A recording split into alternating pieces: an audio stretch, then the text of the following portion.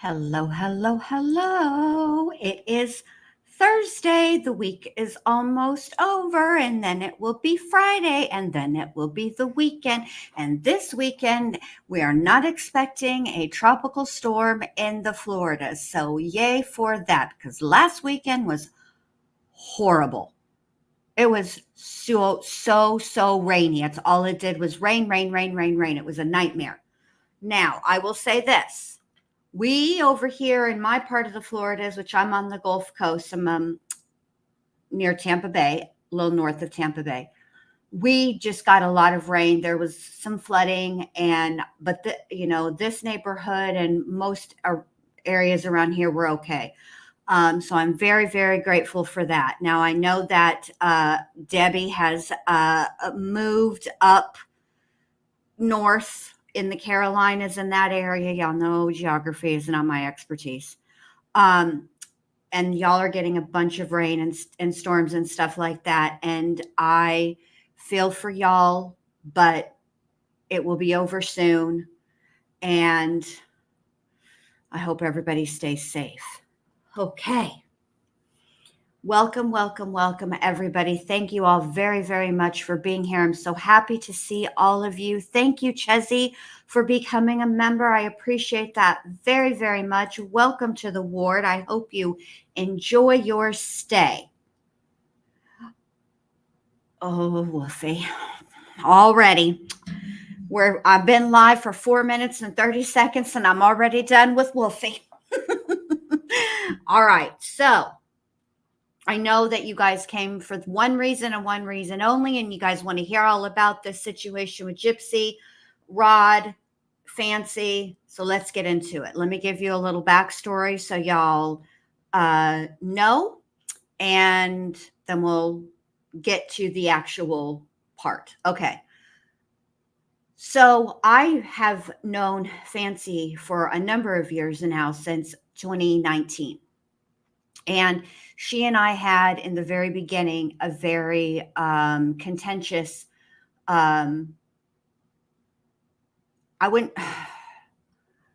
relationship, because back then, in April, May, June, the summer of 2019, she was very. Gypsy was a victim of Dee Dee's. Dee Dee had Munchausen syndrome by proxy, and I didn't think that all of that was true. I was not buying what Gypsy was trying to sell all the time. Like, I didn't buy it 100%. In fact, back in 2019, I was much harsher on Gypsy than I am now. Now I can see that just simply calling Gypsy a victim doesn't mean that I agree that Dee Dee had Munchausen syndrome by proxy, or that all of the procedures or surgeries that she may have had were not or were medically necessary. Just using the term victim meant something very specific to me back then. And since then, I've realized I've grown, I've matured like a little bit. And I realized that there is an element to their relationship, Gypsy and Dee Dee's, that Gypsy is a victim of. When you raise your child to view other people only as tools to be used, that is abusive. She is a victim of that. When you raise your child to lie and to say that they are not just sick, but gravely ill, that they have terminal diseases, and that is a form of abuse. So I've changed, I've softened, and I've learned things along the way. So, but now Fancy, she doesn't feel the same way. Her view has changed. And there's been a lot of contention between Fancy, between Christy, Blanchard and between Gypsy Blanchard, Rod, for his part, really just stays out of it. He doesn't go on social media, which is why I found the fact that he even went on a panel to be like, I was shocked because he usually does not do that at all, ever. He doesn't entertain it. He doesn't engage. He thinks it's nothing but drama and a waste of time. Now, I'm not a big TikToker. I will watch TikTok, but I don't really usually watch lives a lot. What I've been really watching, and if y'all are over on the Tickety Talks, you definitely want to check this out. Snoop Dogg has been doing some recaps for and announcing during some of the events, and he has brought Martha Stewart in to do it with him. And there is nothing that I love more than Snoop and Martha together. It makes my day, and I just absolutely, I think that their friendship is really cute, and I love it. So if you need a break, if things are heavy for you, if you need some laughs, go on over to the TikToks and watch Martha Stewart and Snoop Dogg, because they are the bee's knees. But anyway, so I don't really watch like TikTok lives, but that's where it happened. So when I heard that Rod went on a panel, I was like, whoa. So what happened was, I guess Rod was up on the panel, and the TikToker was asking him some really, I think, fair, valid questions along the lines of, you guys are in the public. You've decided to be in the public, right? Because, and to that extent, she's right. Because, yes, they did Mommy, Dead, and Dearest and Gypsy's Revenge and, some news shows and stuff like that in here and there, and some interviews here and there in between, right? And they knew to some extent how they were received online and how Gypsy was received online, okay?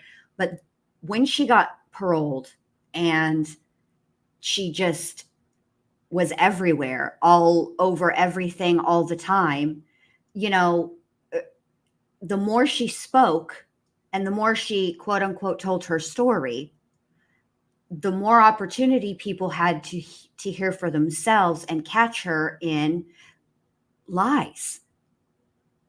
And that's when things started to turn. And the peak of that tide turning was when Gypsy came out and made a post about her co-defendant, Nicholas Godejohn, and she called him a special little snowflake. And it offended a lot of people, and it was an offensive thing to say. And Gypsy's not apology, was even more infuriating. And so as it's gone on, the tides have really shifted, and people are starting to see that not all the things that Gypsy says are true. And the more she talks, the worse it gets. So once somebody has a pattern of behavior of being less than honest or straight out lying, then all the things that they've said, they start to come into question. And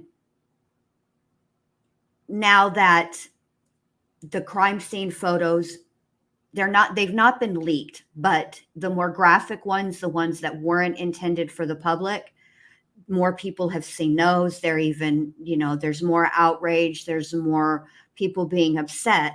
But then all of that is in combination with her series on Lifetime, which, again, to refresh everybody's memory, she and Ken went public with their relationship. And believe me, if they had wanted to keep it a secret, it would have been kept a secret.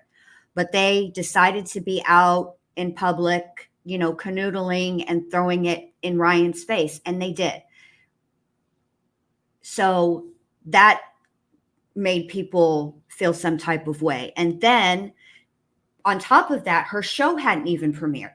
So that's supposed to be all about her and Ryan and how wonderful everything is, except for the fact of the matter is we already knew, the public knew how the story ended.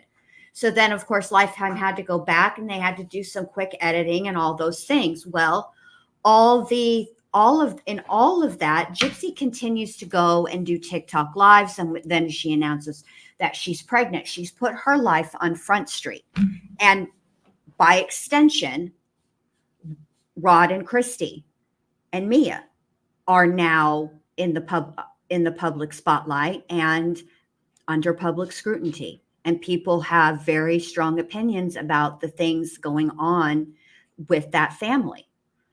So this TikToker was, asking, Rod, look, I mean, you chose to do this. You could shut your social media down right now. All your public accounts. She's not wrong. They could. But what I'm curious about is the timing of all of this, because here Ken is. And when Ken first came on the scene back in 2019, publicly on the scene, he was on like Facebook and stuff and, leaving comments and responding to things and that kind of stuff. But he wasn't, doing a bunch of interviews or media or anything like that. He wasn't really, wasn't doing all that. So that's why I have a hard time believing or thinking that he's there for clout. Or fame or the money or anything like that. Do I think that he enjoys the money that comes along with all this? Well, sure, who wouldn't? It's money.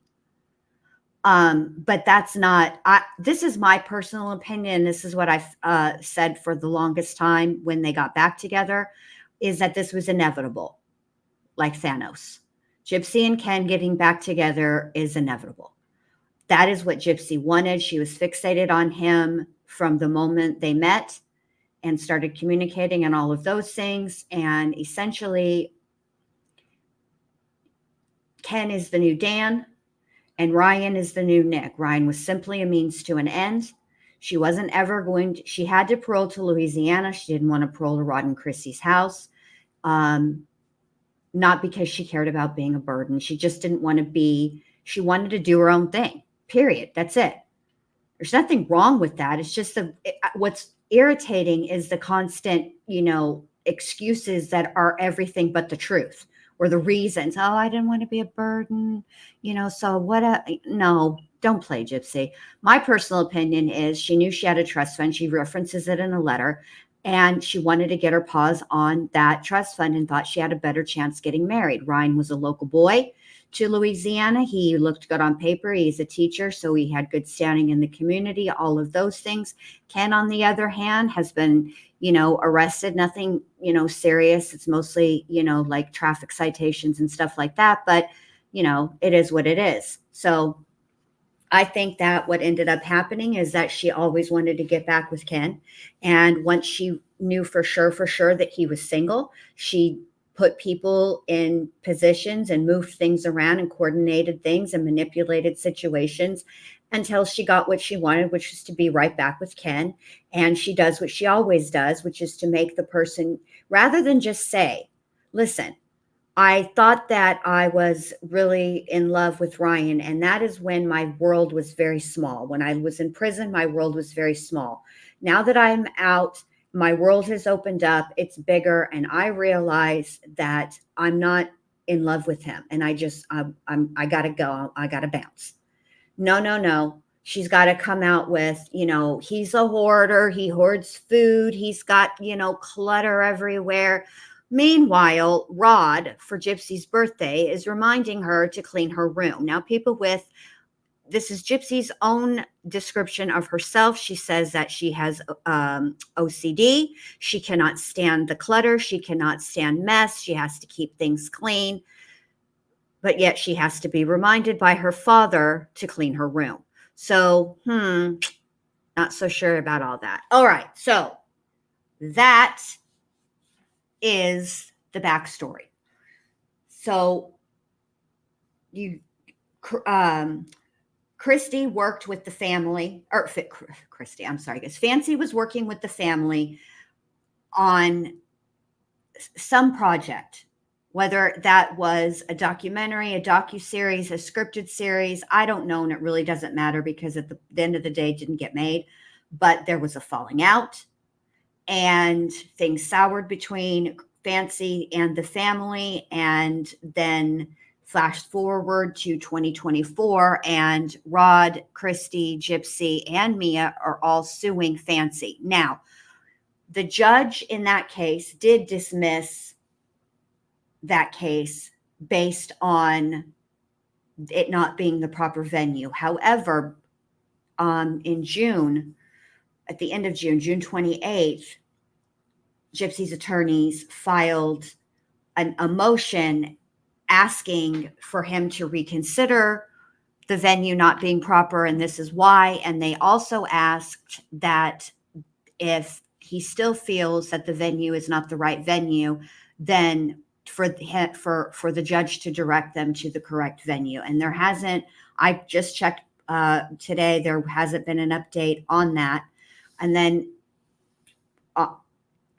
there's been no answer. So then also at the same time as this court hearing was supposed to take place, on the day the court hearing was to take place, there was a kerfuffle at the hotel dining room, which ended up resulting in Fancy and her, at that time, team member Sarah, getting charged with a misdemeanor of filing a false police report. And all of that stuff is still working its way through the legal system.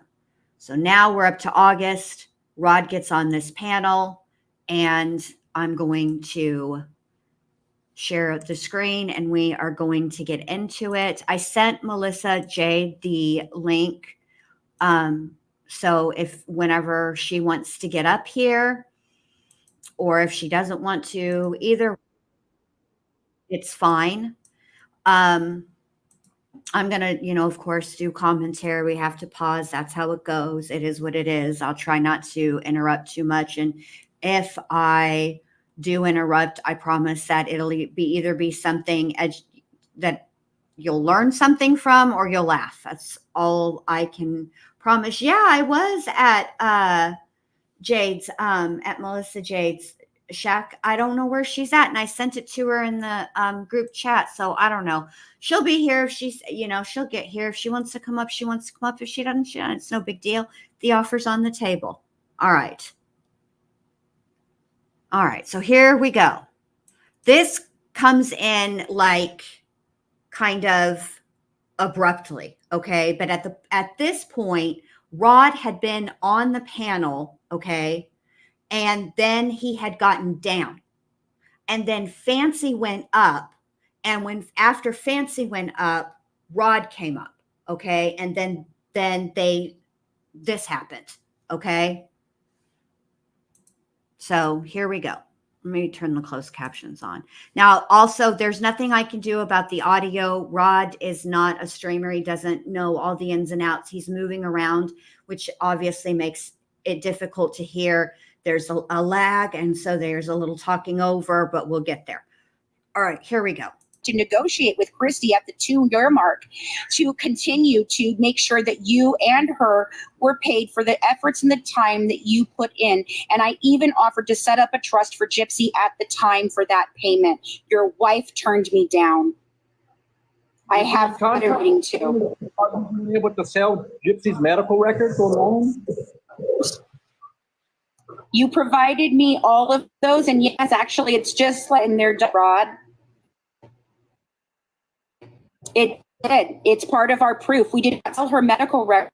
What we sold was the research and the evidence that put together proof she was not medically child abused. We didn't sell all of Gypsy. Didn't do anything like that. Natasha had already released them publicly, so it does not matter. And that would have been attached to a project that would have been making profit. Do you know that only 3 or 4 people actually paid for that level at any time? And it was only within the last 6 months that I've even put the medical records in there. In fact, not even then. I did not put them in there until we found the chromosome disorder this year. So I was not selling her medical. I was not doing that. They were paying to come in and see the research and the evidence that backed up research that we had done. It is absolutely 100% covered in the contract. Yes, Rod, it is. And I would have never had to do that if they would have just been truthful with me. I did not sell our medical records. I sold the viewing of them as evidence to the research that we had done to prove the chromosome disorder, which is covered in the contract. I had the ability to use it in any medium I so choose. You should have read the contract, or Rod. Maybe Stanfield should have read it for Gypsy. He didn't. And, maybe that shows what kind of shitty lawyer he is. Sorry. Maybe get a better lawyer, dude. I'm sorry. I'm not being rude. I'm really being truthful with you. With our story, I thought. Plus, also, Rod. I'm sorry. What? What I don't understand is you were all on board with telling Gypsy's story. We met you. You sent us the screenplay or whatever you had and stuff like that. Yes, and your wife is the person who kept that from happening, Rod. Do you understand that? What happened all of a sudden, when you don't know. That's exactly it right there, Rod. You just said it. I don't know. Coming up with this theory about Gypsy wasn't abused. I mean, it's not a theory, Rod. It's proven in her medical record. I didn't say Gypsy is not abused. I want to make this very clear. Okay, what Dee Dee did to her, teaching her. Please let me finish, Rod. Rod, please let me finish. Listen. I am not disputing that there could have been psychological abuse. I am not disputing that. I do dispute that there is physical because there's no evidence of that. Now, I'm not disputing psychological abuse. I'm also not disputing that teaching a child to lie, grift, steal as a way of life is not in some way abusive. However, what I'm telling you is it's not a theory that she was not medically child abused. It is facts proven by her own medical records, which I can go through with you at great length. And I can even call in the doctor and the nurse with master's education in to explain it to you. You need to go to a doctor. You guys need to go to genetic counseling. I even reached out to Jasmine recently to tell Christy that I would provide all of those records to you in any way, shape, or form to aid you guys in understanding the chromosome disorder better. I'm not the enemy, Rod. I'm just trying to do my job, and I'm trying to actually help your family understand what your daughter has. Okay, so let's break this down just a little bit. Let's talk about these medical records. Some would argue that anytime you put anything behind a paywall, you are indeed selling it. It doesn't matter what that content is. It's not free, therefore making it for sale. I do think that I'm not a member of her Patreon group. So I don't, or her Patreon, Fancy's Patreon. So I can't say what exactly she put behind that paywall. Was it the actual medical records themselves in the raw, just the records? Or was it some type of video where there's an explanation and the pertinent parts of the medical records are shown? I don't know. I think that if it were my family, and this is why I wanted to talk about this. It's not just the content of this conversation or confrontation, whatever you want to call it, between the two of them that I want to talk about, but I also want to talk about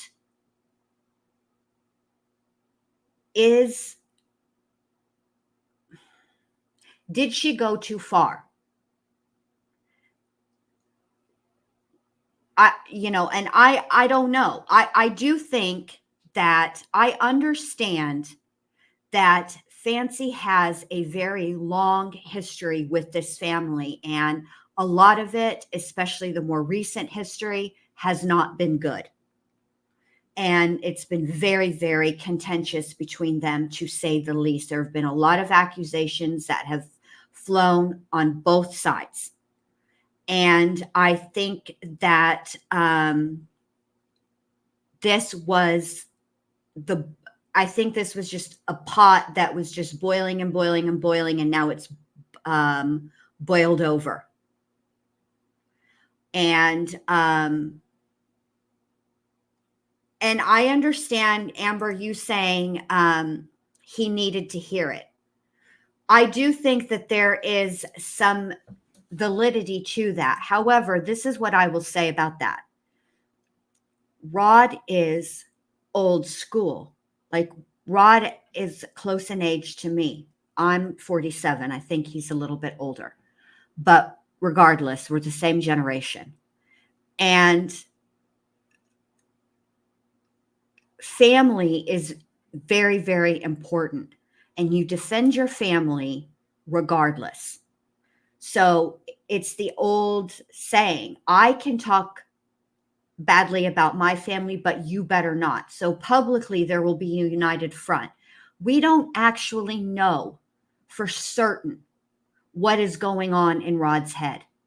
We don't know the things that he has or hasn't questioned. We don't know any of that.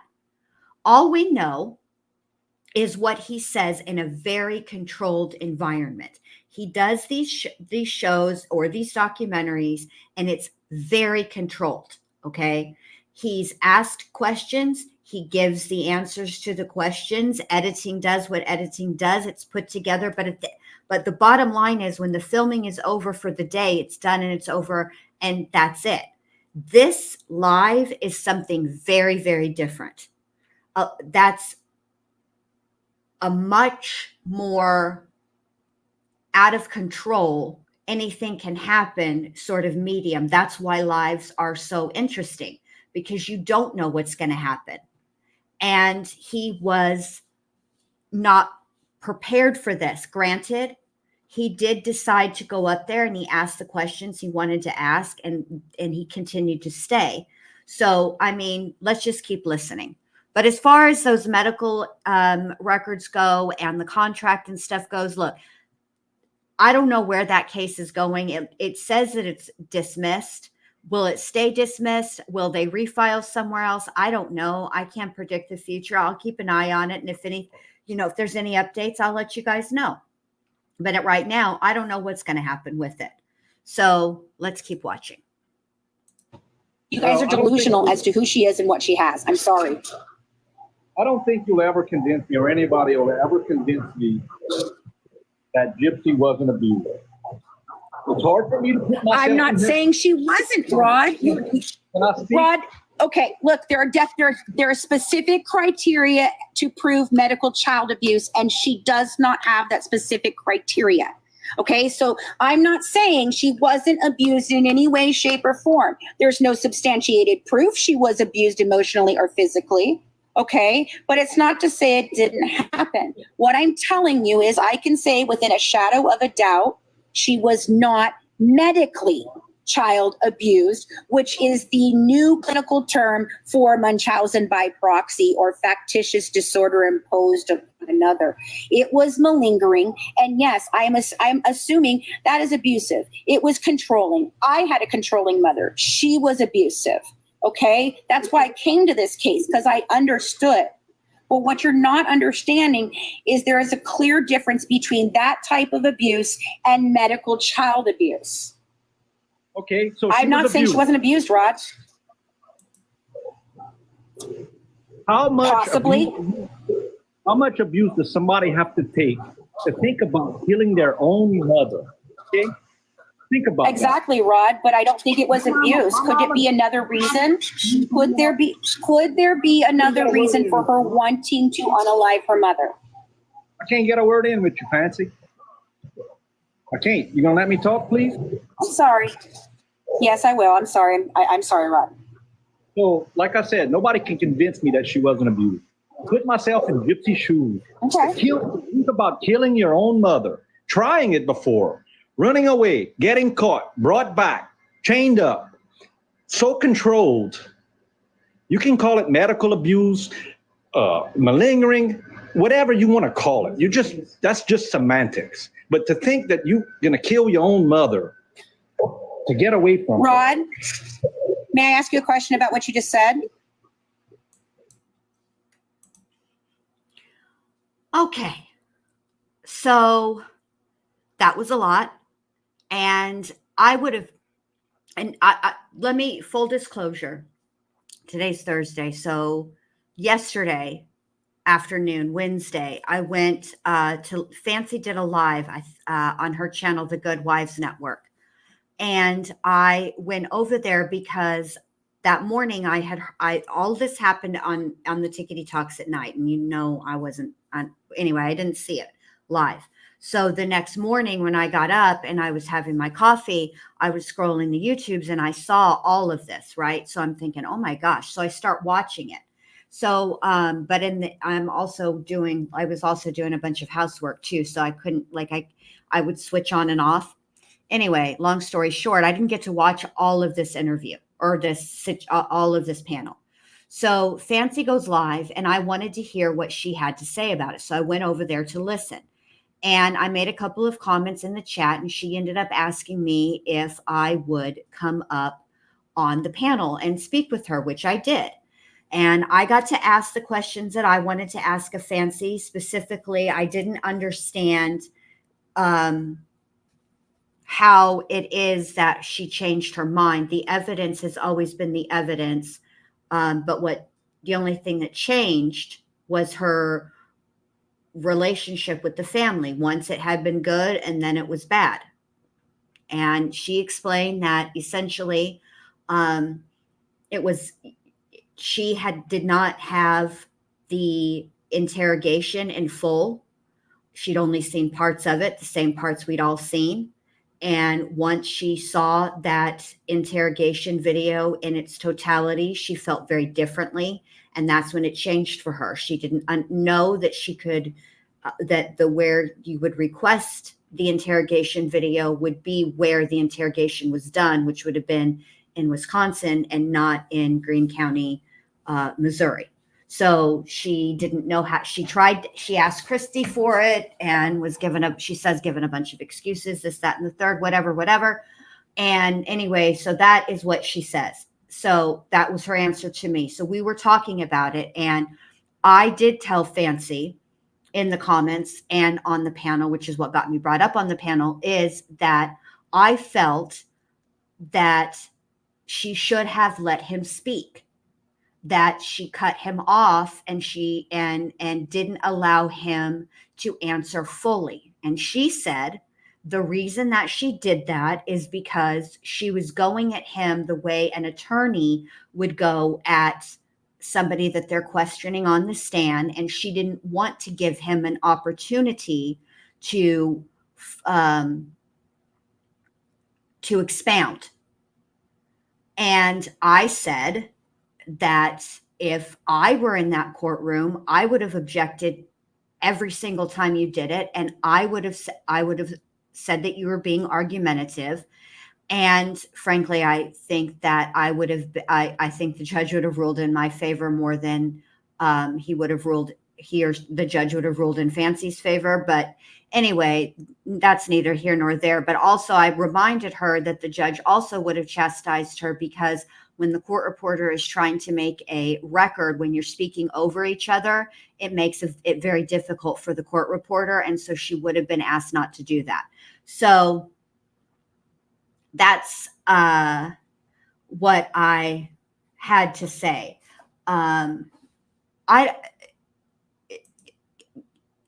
Carrie, yes, Fancy has been involved in this case for 8 years. That is correct. Interested in this case for 8 years.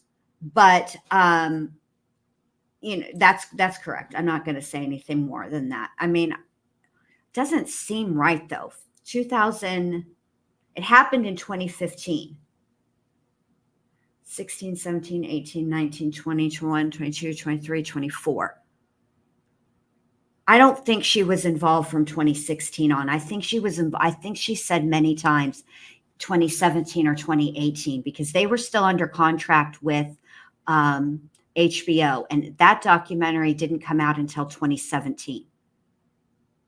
So it had to have been, I think if I'm going to have to go back and listen, but it's not like, I think they were under contract for like a year or something like that. And the day that that contract expired, Christy contacted her. She's told this story 11 billion times. So, yeah. But anyway, let's keep going. But before we keep going, I do want to mention what Rod said, because I think what he said is important. You don't have to agree with what Rod says. You don't have to agree with his thought process, but it is an interesting thought. I mean, it should be listened to, right? He has the right to be heard. And I do think that it's interesting that he is really basing a lot of why he feels the way he feels about the whole situation and what occurred what occurred with Gypsy and how Dee Dee ultimately ended up unalived. He cannot wrap his mind around feeling that way about your mother, that something must have been so wrong with whatever it was that the mother was doing that it caused the child, not that Gypsy was a child. I mean, she wasn't, she was an adult, but you take my meaning, the mother-child relationship. Let's not even use child, mother-daughter relationship, that something had to be wrong on the mother's part.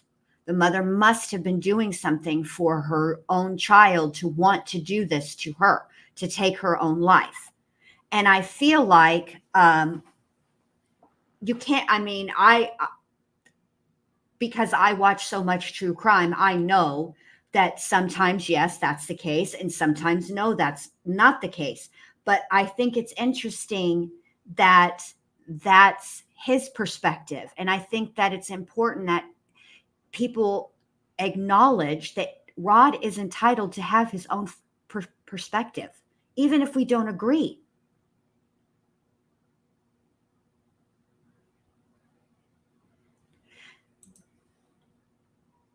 Do you have any proof whatsoever that Gypsy was ever chained to a bed anywhere other than her saying it? I do not. But you want to believe you. Okay. And Rod, without evidence, there's no way for you to prove that, and there's no way for me to prove it did not happen. So the only thing I can tell you is that, again, medical child abuse did not occur. So then if you want to just look at abuse, that's fine. However, most abuse victims do not unalive their mothers. And I do not believe that was the motivation for your daughter to unalive Dee Dee. I believe there is evidence that shows a different motive. And she was already gone. She had walked out. She was 23 years old. And Rod, she did know how old she was. It's very clear that she knew how old she was based on several things in the police reports. She also was told, the officers,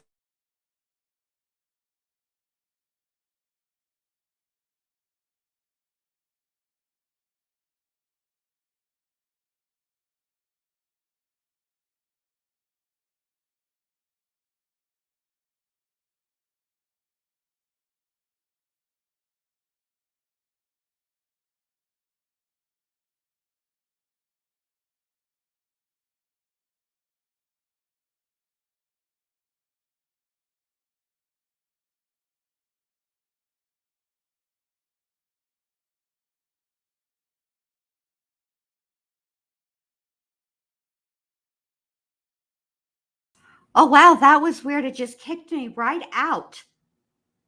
Yikes. I'll rewind it a little bit so you guys can hear it. I want you to, the reason that Fancy is using the term unalive is because it's on TikTok. She's not on her channel. She's on she's not on somebody else. She's not on her own TikTok. She's on somebody else's. This woman is the one that's hosting it.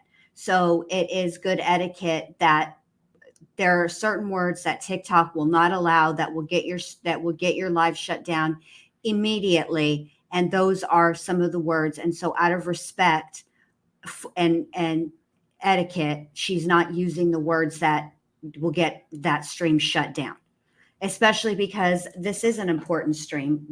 People want to hear what Rod has to say. Now, I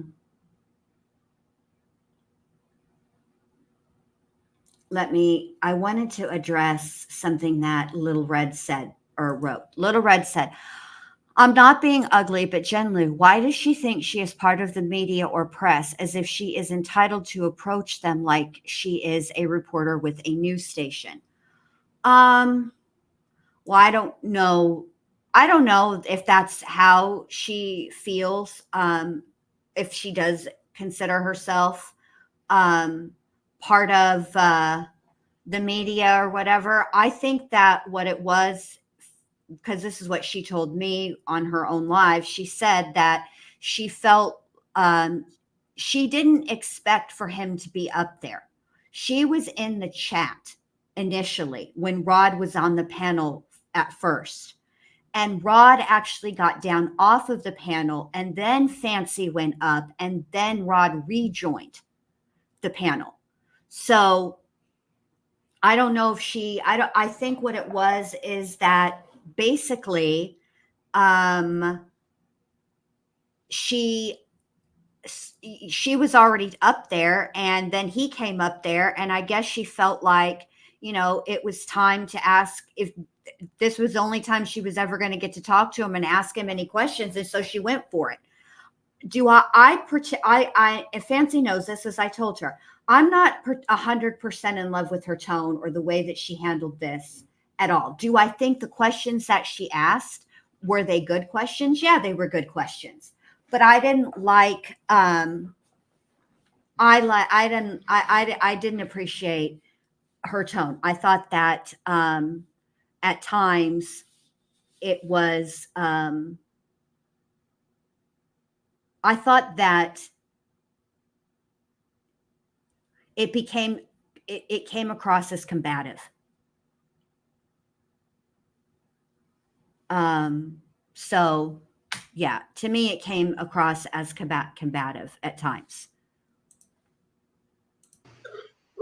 I think she was scared as shit of her mom. She thought that was the only way out. I think her mother was scared shitless of her. It was a bad decision. She knows that. She went to court. All the evidence that you have is the Right, same. it's not a bad decision. A bad decision is deciding to buy, a bad decision is smoking pot and getting caught for it. That's a bad decision. A bad decision is not unaliving your mother when you had every ability to walk out. You knew that you could prove that you were 23 years old. The abuse had not been, the abuse that you guys are alleging, the medical child abuse, had all but stopped in 2011 by her records anyway, if that's to be believed. So she had no reason, Raj. All she had to do was leave or call you. I don't believe any amount of abuse warrants what she did, nor do I believe it is the motivation, Rod. I'm sorry. Well, so you're trying to prove a motive when this... I'm sorry, repeat. I can't hear you. Repeat. I'm trying to prove what? Her motive? That's what she's trying to prove. When she's got her sentence. Motive. All the evidence that you have, Fancy, all those medical records, they had all of this stuff. Your wife lied about having him too, Rod. Did you know that? She was offered a plea deal. She took the plea deal.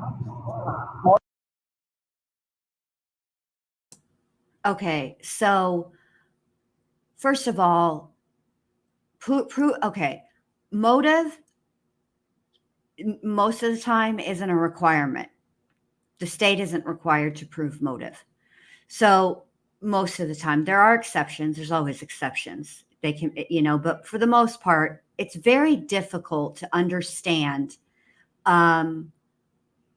what's going on in somebody's head and at any given moment. And the fact of the matter is that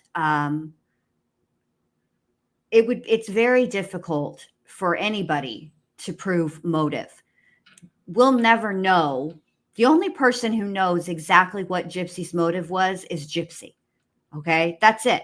We can guess at it. We can make educated guesses based on behavior, based on things that she said, based on, the evidence, things like that. But we'll never know for certain what her motivation was. Do I think that Gypsy was scared of Dee Dee?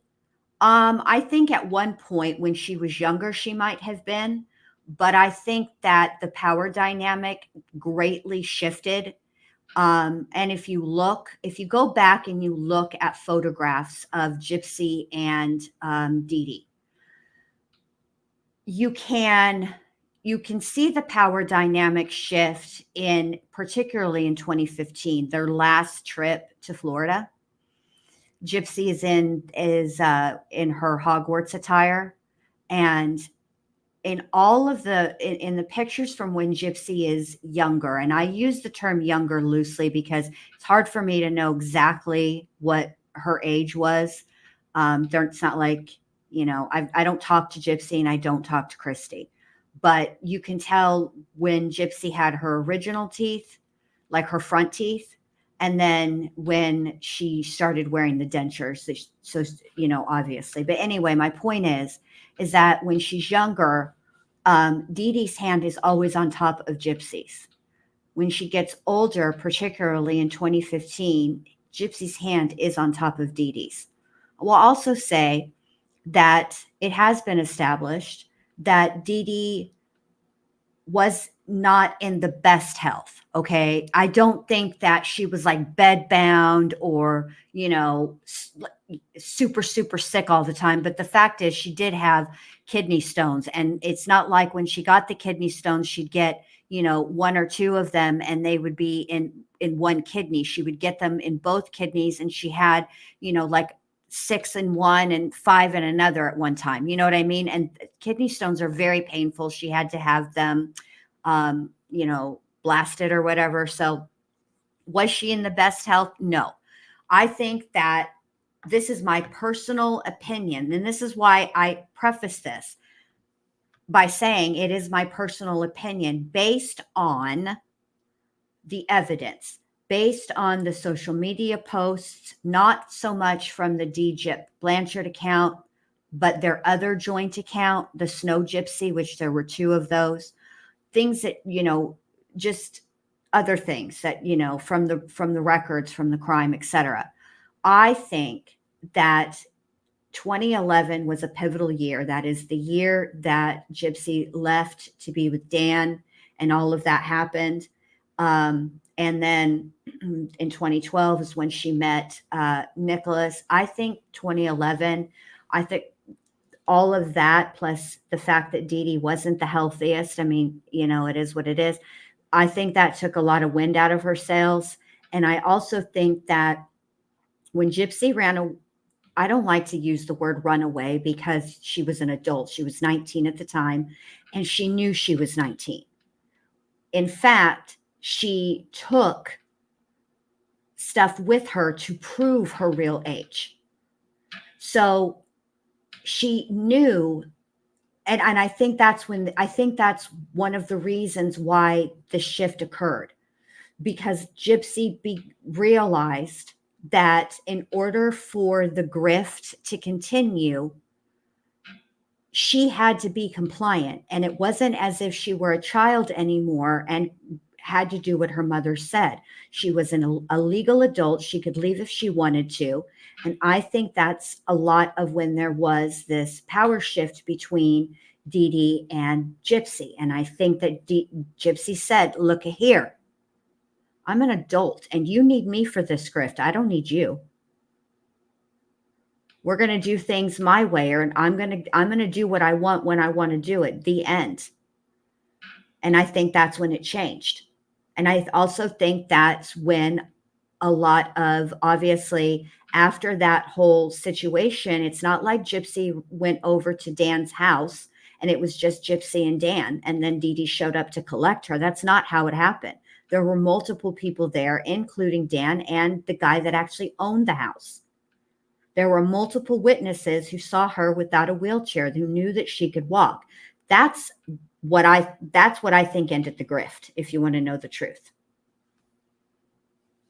On the scale that it had, I mean, the end of the grift for Dee Dee and Gypsy was when Dee Dee was murdered. But the end of the grift on that level, I think, started to end in 2011. That's what I think. And there's all kinds of, look, I don't really want to talk a whole lot about the drama that goes on between Rod and Fancy. We've already talked about that. It's not really a huge factor for me. There are things that Fancy says that I agree with, and there are things that Fancy says that I flat don't agree with. I think that's true of anybody. But I don't, it is what it is. And I don't really want to talk about that part of it. And I would like for you guys in the chat that if you feel some type of way about either Rod or Christy, that you, or Rod or Fancy, excuse me, that you keep it respectful and don't name call and stuff like that, because that's not necessary. All right, here we go. Now she's going to talk about the plea deal. All right. I also have to mention that I have to agree that a bad decision is when you have $20 in your account and you have your cell phone bill is due and it's $20. And rather than pay your cell phone bill of $20, you go and hit the clubs. That's a bad decision. Okay. Murder is more than a bad decision. All right. Much, much more. All right, here we go. Yeah. When did she take that? Can you, okay. Let me ask you a question, Ron. First of all, I want to ask two questions. At what point in time did you start working with HBO? And at what point in time did Gypsy take her plea deal, please? We started working with HBO before the plea deal, and then she took the plea deal when the show came out. Okay, so when did they provide you with the USB drive that you handed to Mike Stanfield to use in her defense for her plea deal? When did that happen? Because I have a letter stating that that HBO and Aaron Lee Carr gave you this and gave you a copy for Mike Stanfield to go ahead and get that plea deal. So when did that happen? I don't know what went on between HBO and Mike Stanfield. Mike Stanfield was the attorney. No, you do know, because that letter was addressed to both you and Christy, telling you that they concluded a USB drive to give to Mike Stanfield. It is in the letter I have from HBO. It's your letter to you and Christy. So what's the point? It's evidence. Whoever Mike. The point is that HBO and Gypsy, Christy, and Raw, not you. I'm sorry, not you. Let me explain. The deal is that HBO, Mike Stanfield, Christy, and Gypsy sold a false narrative to the public before she took her plea deal, before Nick went to trial, so that she could get that plea deal, and she didn't have to go to trial and face the same penalties that Nicholas did. Because I believe that if a jury had seen all the evidence that I have, they would have convicted your daughter on life, just like they did Nicholas. And when they did that, they released Mommy Dead and Dearest before he went to trial to bias the jury. I'm sorry. You've been had by your own family, sir. Okay. Let's break this part down. To say that HBO can, this sounds as if what she is saying here is that HBO, Christy, and Gypsy, and Mike Stanfield all conspired to sell the public a line of BS that they knew wasn't true, and it's what helped get Gypsy her plea deal.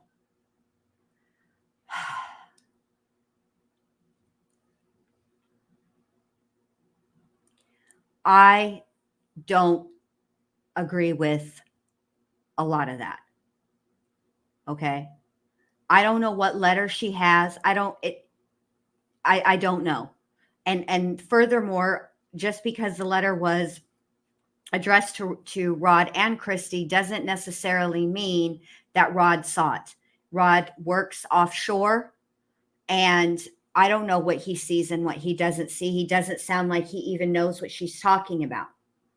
Now, there are parts of what Fancy is saying that I do agree with. For example, I do agree that Mike Stanfield is an incredibly savvy attorney, and that he understood and appreciated the role that the media could play in this case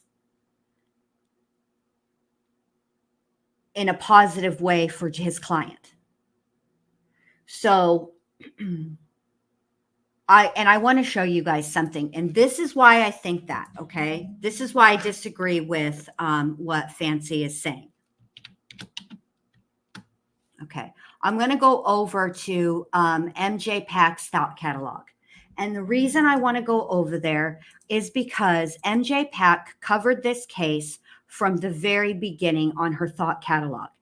And in addition to writing what she thought, i.e., that's why it's called thought catalog,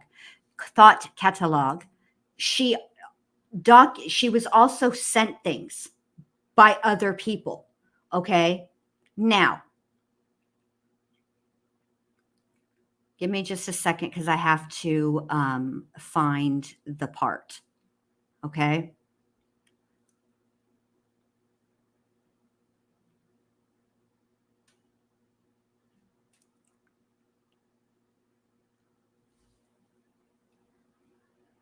And they're all dated. So hold on a minute. Let me scroll up here to see when she added this. It's hard when it's so old to figure out like how this came to be. Okay. Part of how this came to be, this whole situation of potential Munchausen syndrome by proxy and the lies and the grift and all of those things, is because initially, if you guys remember, is when David and Christy Blanchard, not related to Rod or Christy or Gypsy Blanchard, the friends of the family that lived in Springfield, Missouri. David Blanchard is who found Dee Dee's body. Okay. When the detectives and officers on the scene, the first officers on the scene before the detectives were called in, when they were interviewing David Blanchard and the neighbors, everybody said pretty much the same story, that Gypsy was very, very sick, that she required the use of a wheelchair, that she, they were very, very worried about her, and, all of this, right? So then imagine when the news comes on and they can see her walking. So most people thought that the family was grifters, but they didn't think that Gypsy participated in it. That's how all of this got started. Let me find this Facebook post.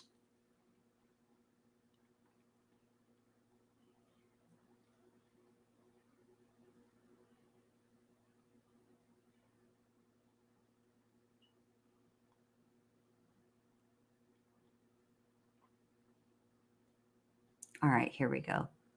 Let me stop sharing this and let me start sharing this, because this is where it came. This is how all of this started, with potential Munchausen syndrome by proxy. All right, here we go.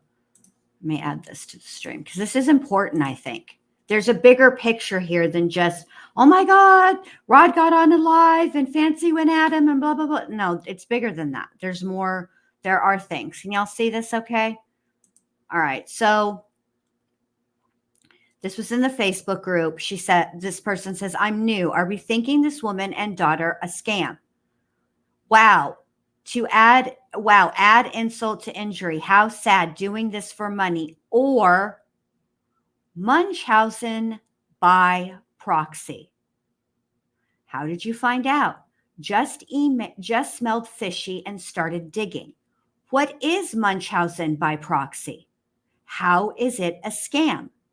Munchausen by proxy syndrome is a relatively rare form of child abuse that involves the exaggeration or fabrication of illnesses or symptoms by a primary caretaker, also known as medical child abuse. And then there is somebody shared the link. This is where the whole situation with it potentially being Munchausen syndrome by proxy got started. It came from, you guessed it, social media. Because if you watch the interrogation video of Gypsy, okay, all of it, if you go over to Crime for Dummies, they have the entire thing. And the beauty of it is when there isn't any talking and Gypsy's just sleeping, there's, it's sped up so you don't have to. But I would encourage everybody to go over and to watch that. When Gypsy is in that interrogation room, at no time, not in the beginning of the interview with police or after the detective comes and confronts her after he's spoken with Nick and gotten all that information from Nick, does Gypsy ever once say anything about Dee Dee? Okay. And that Dee Dee kept her in a wheelchair and all of this, that, and the third. In fact, she does the opposite. In the very beginning, when he is basically asking the basics, what's your name, what's your age, all those things, Gypsy is wearing a hospital band because they had taken her to the emergency room because they were under the impression that she was a sick girl. So she goes to the emergency room. She's got a hospital band on. But guess what? That hospital band has her correct date of birth on it, making her 23, almost 24. This happened July 14th. They were in the interrogation on July 14th. She would have turned 24 at the end of July. Instead of just saying that, what does she do? She says, well, they have my birth date wrong on here. It says I'm 23, but I'm actually 19. Okay. It's my belief that Gypsy intended to throw Nick under the bus and blame him for Dee Dee's murder because she didn't know that they could get the text messages and the communications and all of those things that they ended up getting. And she didn't count on Nick telling the truth. She thought he would keep up with the story that they had worked out to tell police together. That's what she thought. And she was completely unprepared. So when Gypsy gets charged, brought back to Springfield, she gets her attorney appointed, and they make their first appearance, second really. One of the first motions that Mike Stanfield filed was to sever the trials. The first motion that Nick's lawyers filed was to remove the media from the courtroom. Mike Stanfield didn't object to the media being in there. He wanted them in there. Then we come to this Mommy Dead and Dearest documentary. So Mike Stanfield worked with the producers of Mommy Dead and Dearest. He's featured all throughout that film. Allows is not really the right word, but Mike could have advised Gypsy not to talk or participate, but he didn't. Instead, he said, yeah, tell your story. Yeah. We'll all participate. It'll be a group effort. I think that what happened is when Gypsy started telling Mike Stanfield things about surgeries that she thought she'd had or may have had or whatever, the first thing that Mike wanted to do was get a hold of the medical records, because what he was really looking for was mitigating mitigating factors in order to, whether if they went to trial on first degree, he was going to argue these mitigating factors to get, for the jury to maybe find her guilty of something lesser. Okay, something less than first degree murder, because they're mitigating circumstances. The death penalty was never on the table. So in all of that, Mike then started to send all of these medical records to the state as part of the discovery process. Okay. And then there was a lot of other things going on simultaneously. For example, the DA was up for re-election. And I don't think that the DA was completely convinced that he would be able to convince 12 jurors to find Gypsy guilty. He had a very unsympathetic victim. And make no mistake, Dee Dee is the ultimate victim. She's the one who was brutally murdered. Now, Gypsy looks very young. She has that voice is real. It's her voice, but it is a very young sounding voice. And I don't think that Patterson thought that he was going to be able to convince 12 jurors that this girl sitting over here did this crime and not at first degree murder. And to save the time, the hassle, and frankly, he didn't want a loss on his record. He and Mike Stanfield negotiated, and Gypsy got the plea deal that she got. That's it, period. All right, here we go. I don't have a beef with you, Rod. I never have. I think that you were a father at 17 who was, picked a woman who was overbearing and bossy and mean sometimes. And she tried to manipulate you, and you saw that and you ran away. I get that. No fault in that. But I do believe that you have a pattern of dating and being with manipulative women, and you allow them to do this to you and control you in this manner, and you may not even notice. But what I'm telling you, sir, is I have the records, the evidence to back up the claims I'm making, and perhaps you might want to listen to me to understand better this case, because clearly, sir, you're admitting you don't know. Your wife might know, but I don't think you know all the ins and outs. I don't need to know all the ins and outs. This is a bunch of drama. Well, you do, Rod, because what you're saying is false. Just knowing the fact that I seen my daughter walk for the first time in that courtroom and was able to. Is that true, Rod? Because you're okay. Wait a minute, Rod. Okay, so you said the first time you saw your daughter walk was in that courtroom, correct? Yes. When was the last time you had ever seen her walk? Oh, she was probably about, I don't know, 3 or 4 years old.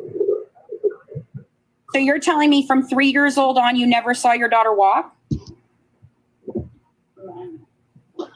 Not that I recall. Once she was in the wheelchair. Okay, so the motorcycle. Okay, that's a good point. When did the wheelchair show up, Rod?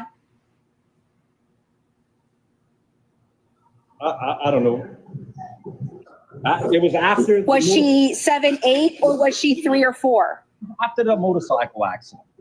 Did it happen after? Okay, so it happened after the motorcycle accident. Then what you just said was inaccurate, sir, because the motorcycle accident didn't happen until she was 7 or 8 years old, which means that the entire, up to the point from 3 to 4 to 7 to 8, she was walking. All right, so you saw her walking at 8. Then the wheelchair shows up, and then you don't see her walking again until you were in court, which is why your wife specifically said that we knew she could walk. But what Gypsy said in her testimony was, I always knew I could walk, and I always knew I was not sick. So if she testified to that, that is her admission to all of that. And if she is now saying that that's not true, then Rod, she committed perjury. I don't think she's saying that's not true. How do you not think she's saying that's not true? I don't know. I know. Rod, look, I could debate with you all day, and I will run you in circles because I have all the evidence and I've done all the job, I've done all the work, and I am highly, highly educated in this and highly intelligent.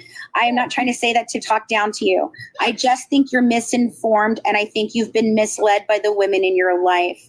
If you want to know really what happened, I will be happy to provide you with anything you want to look at, to understand. You don't have to talk to me. I have other people that I can pass this through to you. But if you're really interested in knowing why your daughter did this to protect your grandchild and your other family members, you really need to be more informed, sir. And I just would like to help you, Rod. I always wanted to help you. All I ever wanted to do was tell the truth. Okay. I think this was unnecessary and extra on Fancy's part. I don't think that she needed to tell Rod that she's highly intelligent, that she's done all the work, that she's, I just felt like that part was unnecessary. Okay. I thought it was unnecessary. Period. I didn't like it. The fact of the matter is you got to know who you're speaking to. And I think that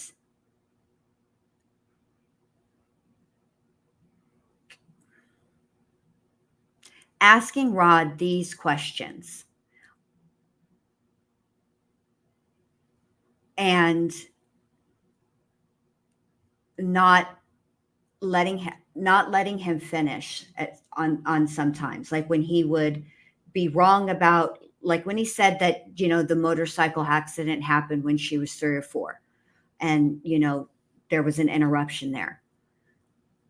Rod is never going to come out publicly and say Gypsy's horrible. He's not going to do that. She's his daughter and he's always going to protect her, period. That's what he's going to present publicly. We don't know what goes on behind closed doors. We don't know the talks that they have had. We don't know the questions that Rod has asked. We don't know those things. We can't possibly know. And I think that the better questions would have been, how does it make you feel? Or what does it, when you hear this, what does this make you think? Yes, Fancy could debate anybody at any time. She's all, that's just who she is. I don't know if I would go so far as to say that she could run circles around, but I also don't, I think when it comes to Rod feels like this. What's happened has happened, and there is nothing that can be done to change what happened. If Rod were to right this minute at 10:48 p.m. on August 8th, 2024, if Rod were to come fire up a dadgum TikTok live right now on his own account and say, I have disowned Gypsy, I don't want to have anything to do with her, the end. None of him doing that wouldn't bring Dee Dee back. Nothing is going to bring Dee Dee back. And I think where Rod is coming from when he talks about the crime itself is, I think he feels a level of guilt because I don't think they were, I think that he feels a level of guilt because he wasn't present in his daughter's life as much as he could be or should have been. I think he feels guilty about that. I know he feels guilty about that because he said so. He said he missed a lot of things. He should have paid more attention. He should have been more involved. He's admitted that. He's admitted all of that. And so for him right now, I think he's just, let's try to heal from what happened. And I think that's his attitude. Hold on. Somebody asked me something up here and I want to, hold on a second. Mela.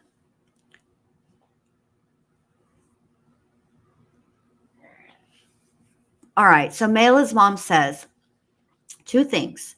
Where did the broken nose come from? And what are your thoughts about her claiming all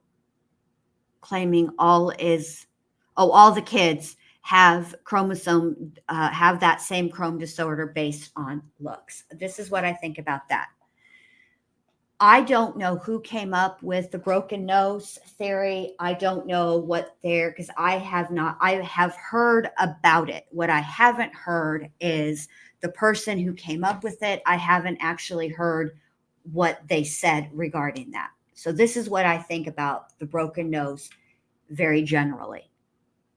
I think that we can all sit around and look at those crime scene photos all day long and twice on Sunday. And we can say we think all sorts of things happened or didn't happen, but without the autopsy report and a diagram noting the injuries, we don't know. We can't say.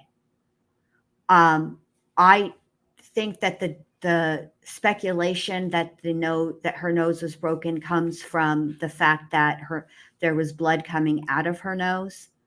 I don't know that I necessarily, I don't want to even, I can't speculate on that, because all I can say is that when you look at the crime scene photos, there's blood coming, from her nose. That's it. I can't say how that happened because I don't have an autopsy report to look at, and I am not a pathologist. So I can't say. As far as the other situation with the chromosome disorder, quite frankly, I'm not well versed at all in that specific, or really any chromosome disorder, to know the specifics, what the characteristics are or aren't, et cetera, et cetera. So for me personally, I would not say that the other kids have it based on their facial features or something like that. That's just me. That's not how I do things. But again, Fancy and I are clearly two different people who do things very differently. I'm not saying one way is better or right than the other. It's just not the way that I choose to do things, because I just don't. It's just who I am. Okay, so let me see if I missed anything else. That's a good question, Mela. Both of those.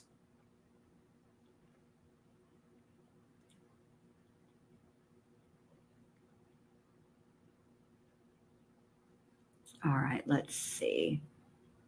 Let's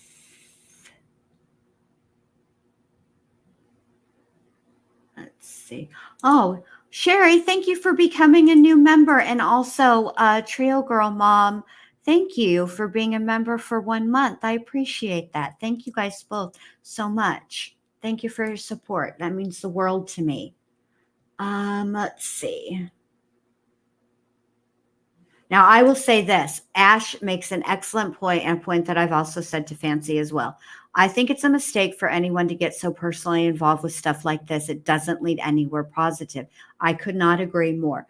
When you start on a case, right, and you're interested in it, you're researching in it, it's one thing to occasionally here or there reach out to the people involved in that case to ask a question, like, say there's a rumor that comes out and you're asking if they can confirm or deny. That's one thing. But to have anything more than that while you're trying to actively research a case or you're reporting on the case, whatever it is, I think you lose your objectivity. It's natural for humans to do that. It's natural for, over the course of time, when people, are talking and, having conversations and sharing parts of their lives, current lives, part of their past, remembering stories, things like that. That's just part of the human experience. That we're just, that's how we're built. And so I think that when you do that, again, it's you lose your objectivity, and it makes it very difficult for you to, when you see something that is a contrary opinion to the person that you're, in a friendship with, your natural inclination is to defend your friend. When the truth is, people are obviously allowed to have their own opinion, and simply having a different opinion doesn't in and of itself make what the person is saying negative towards your friend. You got to keep that in mind. All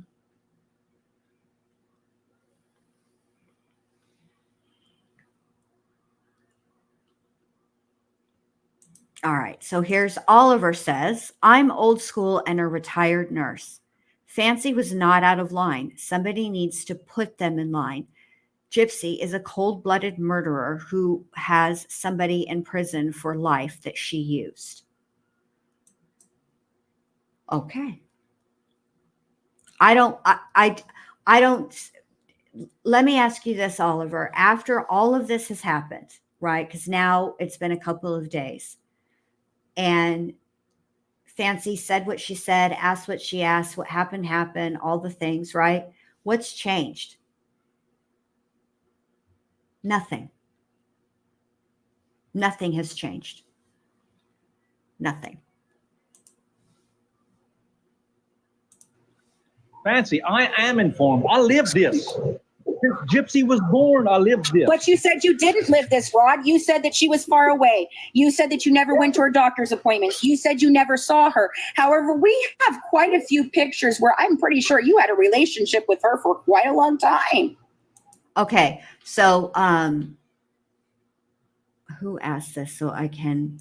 hey, Lynn, good to see you, babe. She said, is that Fancy on the screen? Never seen what she looked like. No, this is the hostess of the TikTok panel that is occurring, or that occurred. Fancy is in the thumbnail, babe. And I have to agree with you here, Misty. Richard says more and more people are realizing that the Blanchards are liars. That's what's happening. You're right. See, here's where the problem is. When Gypsy was in prison and she was doing these interviews, right, or participating in documentaries, what have you, it was very controlled. They go in, they ask the questions, they film, they, do all of that, right, over a period of time. It's not, and like, whatever, it's over a period of time, right? But then it's over with. And then the staff edits, puts it all together, and the final product is shown, right? Whereas social media is very, very different. And I think that the best thing to happen and the worst thing to happen to Gypsy is both Lifetime specials, because I know that when I watched the first one, the Prison Confessions, there were several times that Gypsy's story had changed from previous tellings of the story. And when I say that the story changed, I'm not talking about Gypsy saying things like in Mommy Dead and Dearest, she doesn't mention that she was wearing a big white bow in her hair, right? But in Prison Confession, she remembers that she was wearing a big white bow in her hair. That's not what I'm talking about. Sometimes when you tell a story over and over and over and over like that, and it will jog a memory that you had forgotten about, some innocuous detail that makes no difference to the overall point of the story. Okay. Her wearing, unless the white bow was used as some sort of weapon or something like that, the white bow in her hair would have nothing to do with anything. It's just an innocuous little detail, right? That's not what I'm talking about. The fundamental details of the story are what has changed. She either has left stuff out, added stuff, new details that matter. And also with the next series that they just wrapped and has ended, the Life After Lockup, that was the best thing to happen for the public, but the worst thing to happen for Gypsy, because she had gone online when she left Ken and made all manner of accusations against Ken, or excuse me, against Ryan. All manner of accusations. She said that he was controlling. She said that he scared her and that he got so angry and aggressive that she had to lock herself in the bathroom and all of that, right? And that we were going to see it on the show. Now, I ask you, put a 1 in the chat if Lifetime showed what Gypsy said they would show, or put a 2 in the chat if Lifetime showed pretty close to what actually happened.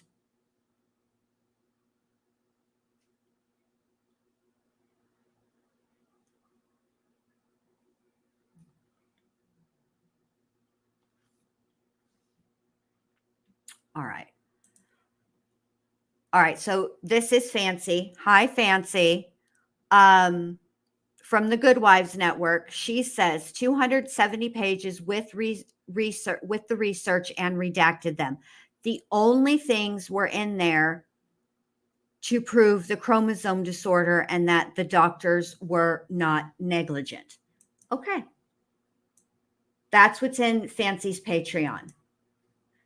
All right. So Fancy says, it's in the contract, Jen. I had the right and I wouldn't have had to show any of it if Gypsy hadn't sent people after me lying about her having the chromosome disorder. All right. Fancy, you want to just come up and say what you got to say rather than limiting yourself to 150 characters?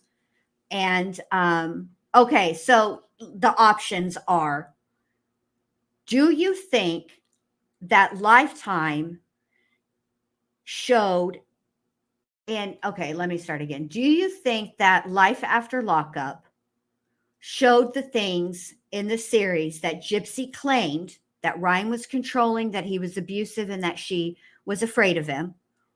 That's 1. Or did Lifetime, did they not show that? That's really all right, Lil Red. Fancy, I covered that, babe. So Fancy wrote, Jen, he was the one who wanted to speak to me, and I was originally answering his questions. And so why now, Jen, when the narrative that Gypsy broke parole, when the narrative is that Gypsy broke parole? And Fancy said, I just wanted him to think, which I do. I get where you're coming from, but there were parts like that you went too hard.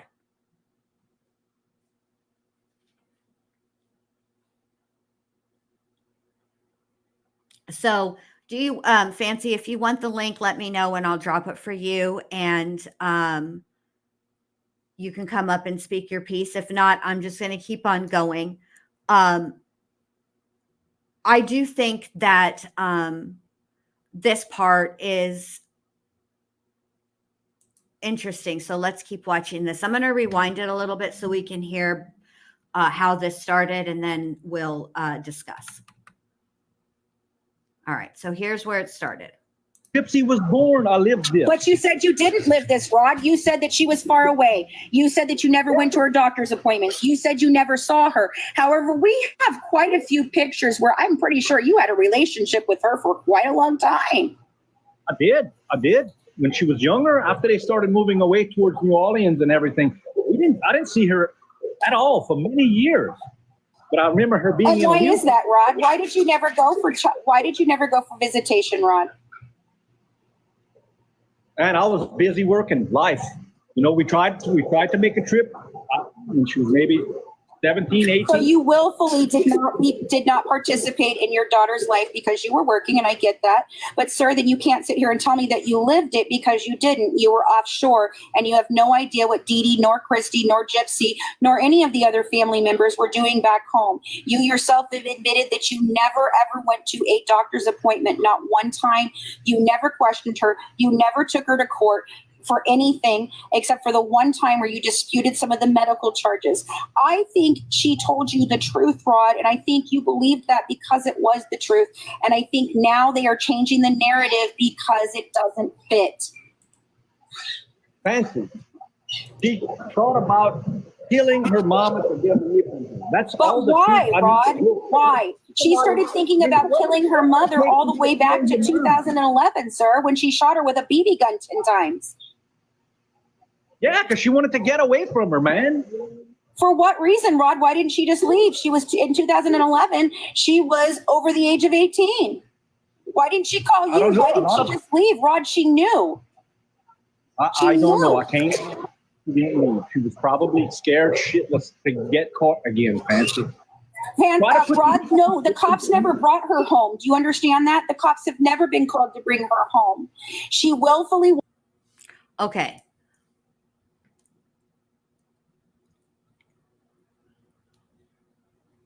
Fancy isn't wrong in what she's saying here. Those are facts. It is a fact. These are things that Gypsy has admitted to. Okay. She has admitted that she was over the age of 18 and knew that she was over the age of 18 because she brought ID with her or proof that she was over the age of 18 and that she could leave, right? And so she's right in that. And I think that she's not wrong when she says, Rod, how could you know for certain what was going on in that time period if you were not around? And she's not wrong. That's a valid question. Okay. But I also wish, let me think of how to say this. That is a valid question. I mean, if you didn't see it with your own eyes, right? How can you know exactly what's going on?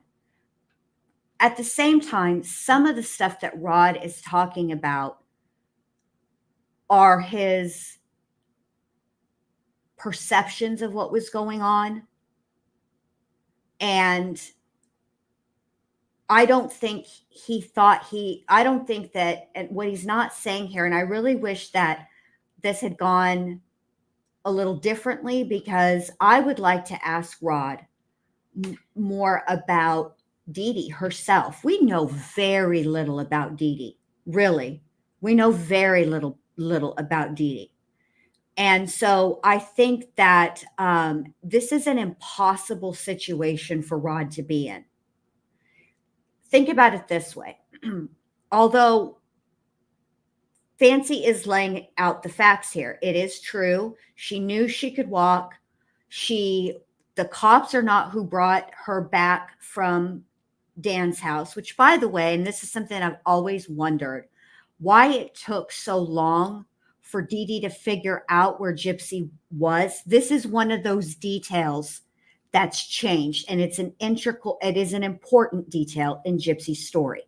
Gypsy is told that quote unquote running away story many, many years ago. Fancy must be behind. Hopefully she'll catch up, and I will just then I can drop her the link, because I can tell by the responses in the chat that she's behind. Anyway, so she's told that running away story in every single documentary or piece that she's been in. Okay. And prison confessions is the first time that she said Dan's name. Okay. But in all the other stories, the running away is roped into her going to the hospital because Dan was in the hospital and he had been beat up. And in prison confessions, that's not what she said happened. What she said happened is that Dan texted her on her mom's phone, "Can tonight be the night?" And so the communication between Gypsy and Dan in preparation for the running away was done on Dee Dee's phone, according to Gypsy. So why would it take 6 hours for you to come and find her if the messages are on the phone?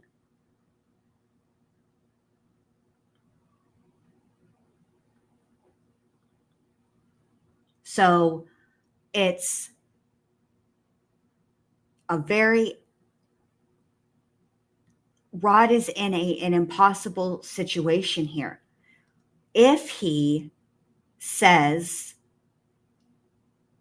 that, yes, Gypsy is, a danger and, she's no good, all the things, yeah, it appeases the public, right? Because that's kind of what a lot of the public wants to hear, but it obliterates his family. And at the end of the day, his family is what he's going to have left. This little flash in the pan of infamy is going to go away.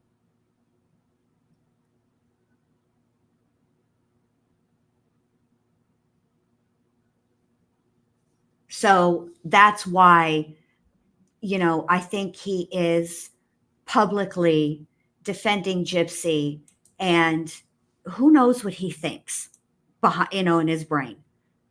Walked out of Dan's roommate's house and went home with your wife because with your ex-wife, because your ex-wife told her she wanted the drugs that she stole, the money that she stole, and she told her if she returned home with her, she would go ahead and allow her to have the relationship with Dan. No police ever brought your daughter back.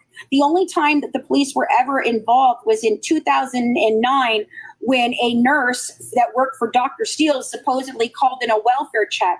2 officers and 2 CPS workers went out to the home. They spoke to Gypsy. They saw an ID that proved that Gypsy was over the age of 18.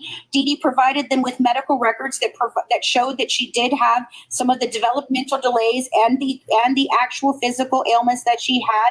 Gypsy told them that nothing was wrong, and Gypsy did not leave. They gave her the opportunity to leave that day, and she did not. She could have walked out of there with the police that day, and she chose to stay because she wanted to continue in the con, Rod. I'm sorry. The only time she decided it was no longer suiting to her and decided to unalive her mother is when her mom told her she could not be with boys. Men, lots of them, Rod, lots of them. We have never proof of thought this. the cops didn't get her or nothing. Dee Dee got her back home, and she was scared. No, that was her way. She didn't have to go home with her, Rod. Why wouldn't she have just? Why didn't she call the police that day? They would have come out and verified her ID. I don't know. I can't answer that. That's a Gypsy exactly. You can't answer that. He can't answer that, and it is a good question. It also makes you wonder the truth of the matter. I mean, there are people who contacted MJ Pack way back in the day who verified that Gypsy came, or that Dee Dee came to get Gypsy from the house.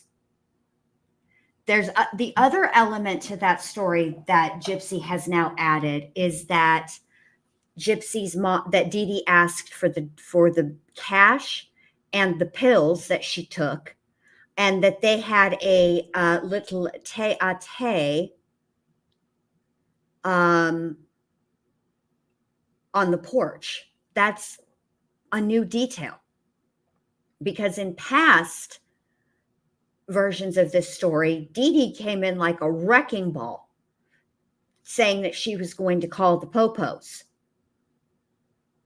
The part of that story, the runaway story, that's always bothered me is the part that's missing.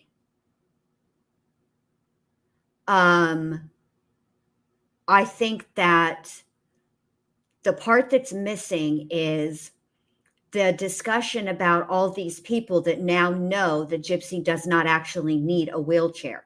Essentially, there are witnesses, and there's no conversation about what are we going to do now. There's no conversation about that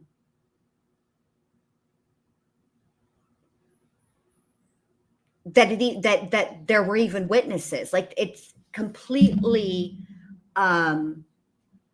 glossed over.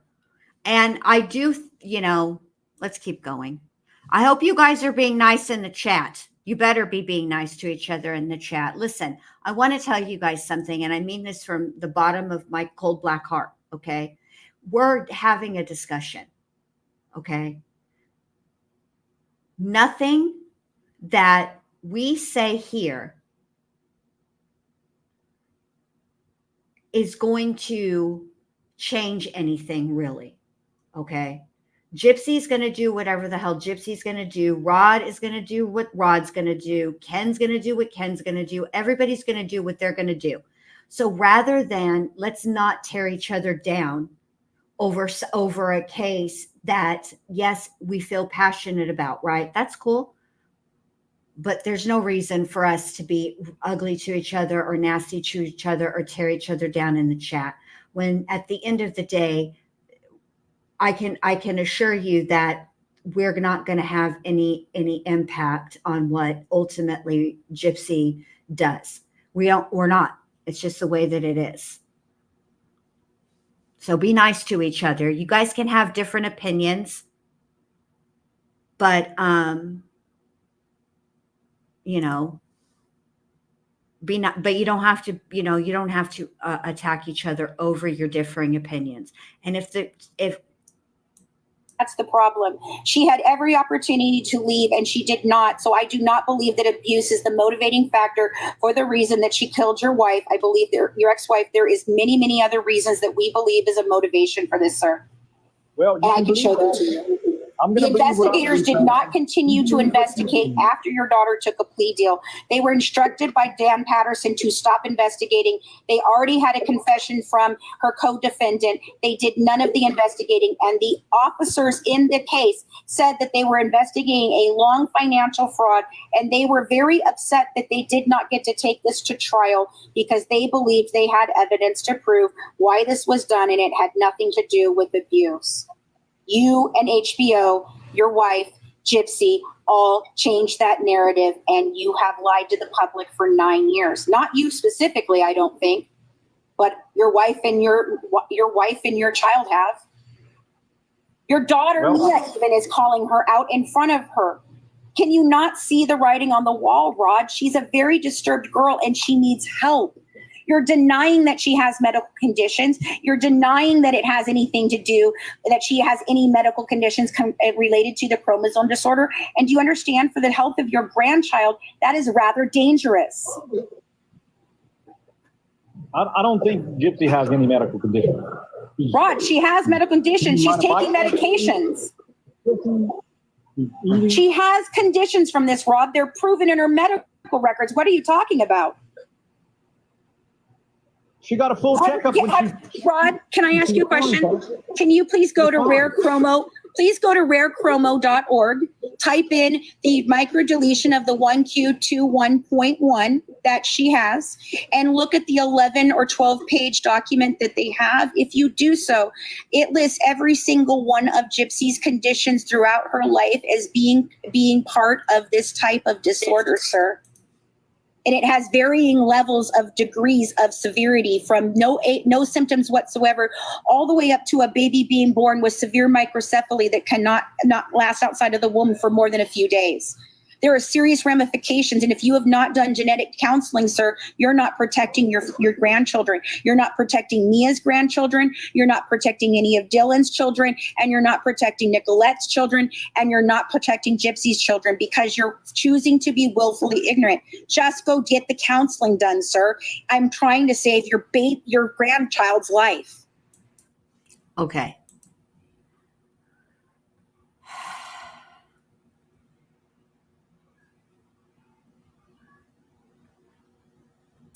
That was a lot. I don't know what the status is, and I don't know anything about this chromosome disorder, so I'm not going to speak on it, okay? I think that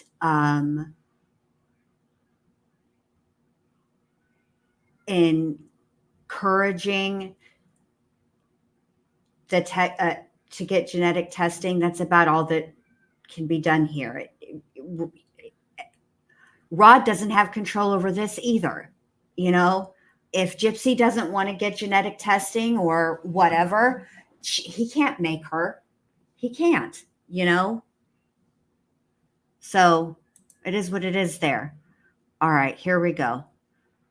This part did make me laugh. I'm not going to lie. This part with Rod. Oh, God, Fancy, thank you so much. Well, you can be a shithead about it, or you can actually go do the genetic counseling that was recommended to you several times. Your daughter even made a post that she feels that maybe she's a bad mom at this point right now because she didn't realize that it could be passed down. Well, you know who did know that it could be passed down? Your wife, because I told her that in 2019, and so did Titania. Gypsy has a doctor that she's seeing about her baby. What kind of doctor? Wait. Now I have a question. I have a question. How Fancy, how could you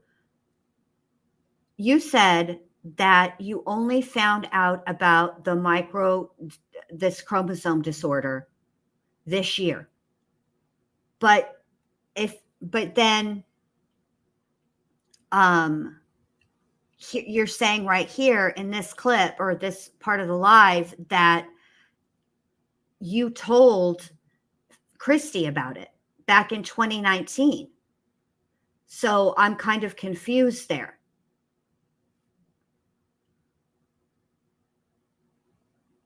What's the deal with that? I don't understand that. All right, let's keep going. I'll wait for Fancy to answer. You know, No, is it a general? I feel like practice this is doctor or getting a specialist? extremely abusive, this conversation. I think it's getting out of hand. It's being, I think this is, it's an attack. And go through her. Yeah, we don't. Yeah. Yeah, If you guys want to have, if Rod and Fancy, if you guys want to have that conversation, I just feel like it's getting a little hot and you know what I mean? And I feel like without anything in front of Rod, we can't expect him to answer. You can't expect him to know or remember on the spot or so. Sure. I agree with that. I agree. It looks unfair to Rod, and so I'm going to call that one. Well, that's why I've repeatedly asked him to speak to me privately. Right. If you guys want to have a private conversation, absolutely. I just feel Thank you for allowing me to speak Rod with you, Rob. Prepared for that. Yeah. I thank you. Okay, Rod, I'm serious. If you would like some information, please reach out to me. I will give you anything you need. I am not an enemy of you. I am not an enemy of your family. I simply want to tell the truthful story, sir. So if you would like to speak to me further, please, Rod. Christy has my phone number. You can call me. I've asked her to call me several times through Jasmine, and she did not because I wanted to tell you this before I found out she was pregnant because I got confirmation this year. Okay? I would like to have a further conversation with you. And I do agree that doing this without him being able to prepare himself is not okay. But I wanted to very much put into your head things to think about. Fancy, I think you can. We can have a conversation till you blue. What'd you say? Couple simple facts. I think we can have a conversation till you blue in the face. You're not going to change my belief, his motive. Well, that's fine, Rod, but can you please agree to tell your wife and your child to stop harassing, stalking, and cyberbullying me? Because what I have, I am bringing with facts and evidence. Guys, I'm going to call. Yeah, I'm going to call. Thank you. Yeah, all right, I'll step down. If you don't mind, hi Rod, my name is Jennifer. I just wanted to, I feel like earlier when Francie was explaining to the Munchhausens by proxy and them lingering, that maybe it wasn't explained to you what she was trying to say. When Munchausen by Okay. I just think that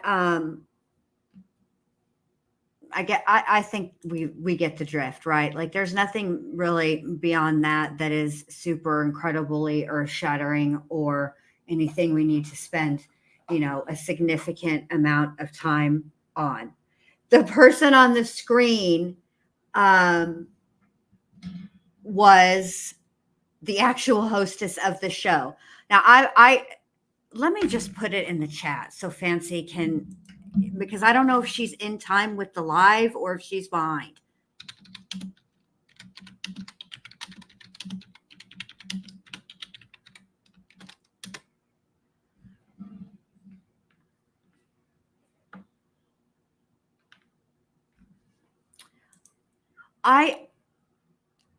There were, I wouldn't say that there were,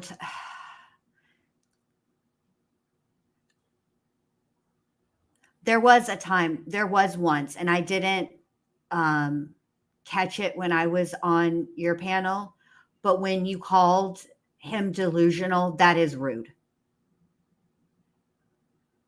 So, but I will say this, and I said this before, and I will say it again. All right, let me give Fancy the link. Now, y'all in the chat, y'all be nice. Let me hear what Fancy has to say, okay? We're going to be respectful.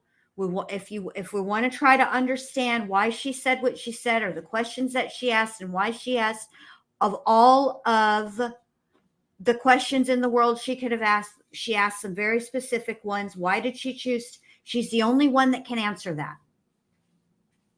So if, all right, here comes Fancy. You guys be nice. All right, here we go. Hello, Fancy. Hey, sweetheart. Let me pause the other side. Okay. Hey, sweetheart. Hey, how are you? I'm good. How are you? I'm good. I'm good. Okay. What would you, before I ask you the questions that I want to ask you? Sure. What would you like to say first? Well, I'd like to say that, first of all, no, I was not in the chat when he was up on the panel the first time. I was sent a message, and the message had told me that Rod had said that some of the things that me personally, he used my name, and he said some of the things that I was saying, they did have merit and blah, blah, blah. And I'd never heard Rod come out and say that. I've never had any interaction with Rod since the first time that I met him on his back porch. I've not spoken to him since that day. And you're right. We're heading into our 8th year. I started with them in 2017, but I had already started talking with Christy for 6 months before that. So the whole time that I was waiting for HBO, I was still talking to him. So this is like our 8th year currently, like kind of going through. It could be 7 to 8, yeah. So, okay. So I came over there only because I wanted to find out if he had actually said that. And so I was like, okay. So I asked to come up. It took me about 20 minutes to get up there because they just weren't reading the chat. I went up there and I said, hey, I was just told that Rod was in here. And they said, yes. And I said, okay. So I was told that he said that some of my things have merit. And she said, yes, he did. And I said, that's very interesting. Would you mind clipping that for me and sending it to me? I had no intention of staying on the panel. I did not want to do that. I was planning my own stuff for the night. And I ended up derailing my whole night because Rod was in the chat and Rod asked to come up and speak to me specifically. It wasn't like he wanted to come up on the panel. He wanted to come up. And when he first came up, the first thing he says is, hi, Fancy, can you hear me? So he knew he was coming up and he wanted to have the conversation with me specifically. That's why Ivory just stopped talking and let us talk. So it wasn't like that. And I was completely unprepared just as much as he was unprepared. I didn't expect any of that. So I was kind of flying by the seat of my pants. If you guys think of me as combative, I'm sorry. I did not intend to be combative. I was, however, intending to hold him accountable. I was not going to let him give the lies that I knew were lies. I was not going to allow him to skirt the issues and pretend like he didn't know, because I know he does.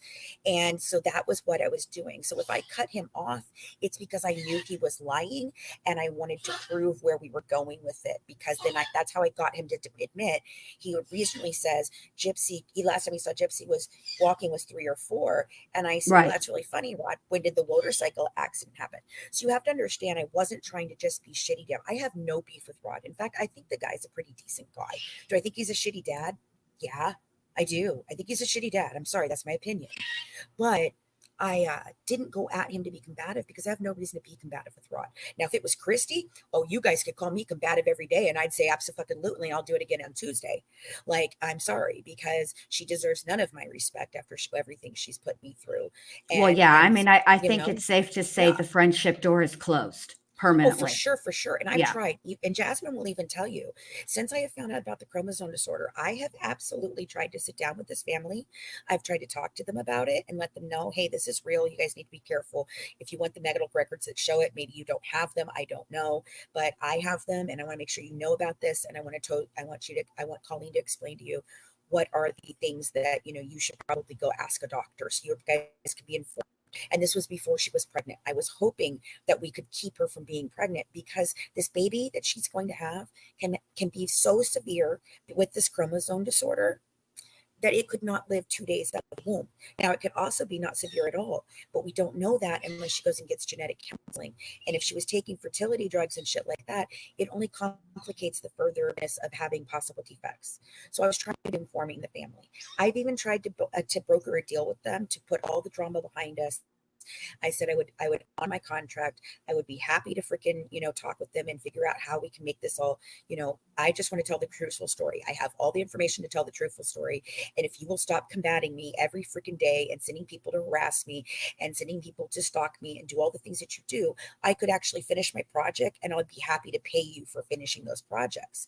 I also want to notate, though, that anybody who thinks I didn't finish any projects, we did finish our podcast within the 2-year time frame that we were supposed to be able to do that in the contract. And all the materials that they signed over to me were to be able to be used in any type of medium for any reason to promote the project, which is what I did with the Patreon. And now they are available publicly, because I decided that it was much more important for the public to know exactly what proves that there's a chromosome disorder, that these doctors were not negligent. They should not be brought up before boards or attacked or anything like that. And so I wanted to make sure that that was cleared up for everybody. So I put out a very minimal amount of 267 pages. That's 204 pages that came from Tulane Hospital that proved that Dr. Steele did have those records. Okay. And that he lied about it. And then I put out the records showing the chromosome disorder and showing that Dr. Steele referred her to all of those types of specialists that he sat up on Lifetime Confessions and said he'd never seen them. He's the referring doctor on every single one. Right. No, I remember you saying that. So it is just, it's okay. So, and then we I'm put not our in research. Right. And then let me finish, because I want to explain what exactly there, because you asked what was in there to prove it. So you're right.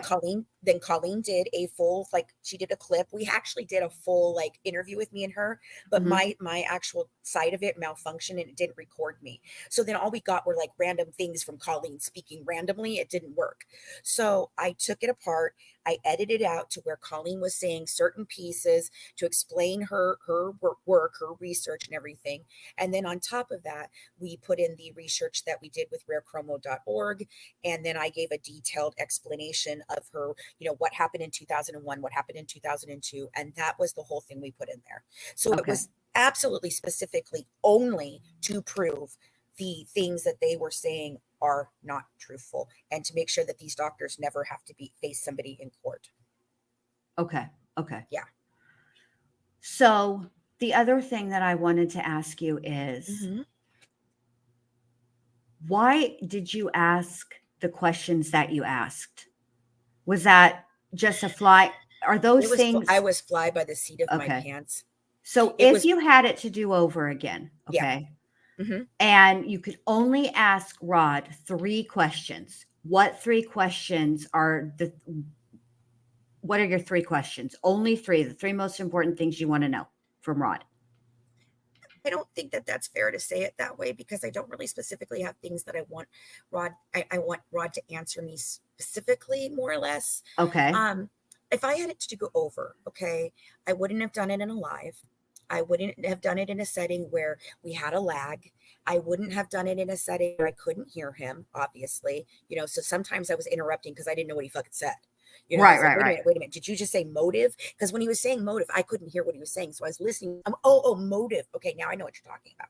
Gotcha. I probably No, would have had I did explain that when I started the live. I said there was a lot of technical issues going on at that in this, and the audio is what it is. There's nothing I can do about it. So I would have, I think I would have had a more casual conversation with him. But I kind of feel like if I had done it in the setting of like, how Barbara Walters did it back in the day, and she would just ask the questions that nobody else would ask him. That's what I would have done. But I wasn't prepared. I was not prepared. Just like they said he wasn't prepared. Well, I'm sorry. He lived 32 years of this, so he should be prepared to answer questions about it. I was not prepared to ask those questions that night. I just flew by the seat of my pants. So those are just the questions that came out of your mouth because that's what was going on at the time. Okay. Yeah, because what he was saying, I was going off of what he was saying. Yeah. Gotcha. Yeah. Okay. So we cleared up what was in your Patreon. I asked you, why you asked the questions that you asked. What else was I going to ask you?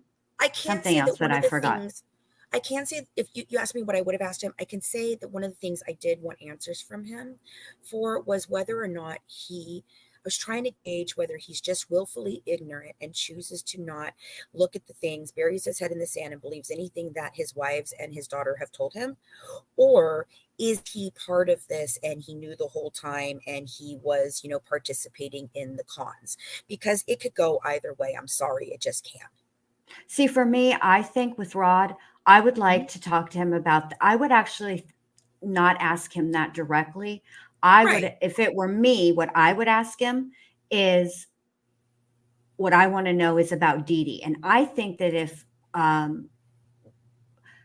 he must have had, if you go through that that he just didn't know. Okay. If you take that into consideration, then he must have trusted Dee Dee a lot. Otherwise, to take her word for it, because there were times when Gypsy was younger that he did see Gypsy and he did have a relationship with her. It's very clear, and they've lied about how much that is, in my opinion. They've skirted how much that was. Yes. Right. I do think that the amount of times and the length of time that Rod was in Gypsy's life has been greatly downplayed as part of the overall story. I think that because I noticed in this Lifetime's Life After Lockup, Rod pointed to a house when they were going to see Emma's the cemetery, and Rod pointed out a house that he and Dee Dee had lived in when they got back together, and that part, from all the documentaries, from all the news and stuff like that, that's never been in there. So when he said that, I was like, whoa, y'all got back together. So I would like to know, what he thought of Dee Dee, what he, what kind of person was she? Really? Right. No, for sure. Can I answer this question from the chat, Roro? Absolutely. Answer what you want. You said she looked through the records. Is she a doctor? How does she know how to interpret the records? Okay. So when we first got the records, I started looking through them and I realized that I was absolutely not equipped to understand what I was looking at. So I began a call out and I asked for nurses and psychologists and medical professionals. Colleen and we had, at one time we had 7 nurses. Now, Titania, who was Dee Dee's best friend growing up for a while, she's an LVN. She had 28 years of LVN experience. And she was the first one to ask me, hey, I'd like to look through these records because I want to know what happened to my friend. And I was like, okay, no problem. And Christy told me she's crazy, but we still did it, Well, Colleen came on And eventually Ty was no longer capable of doing this. She was outmanned. So Colleen went to school for 11 years.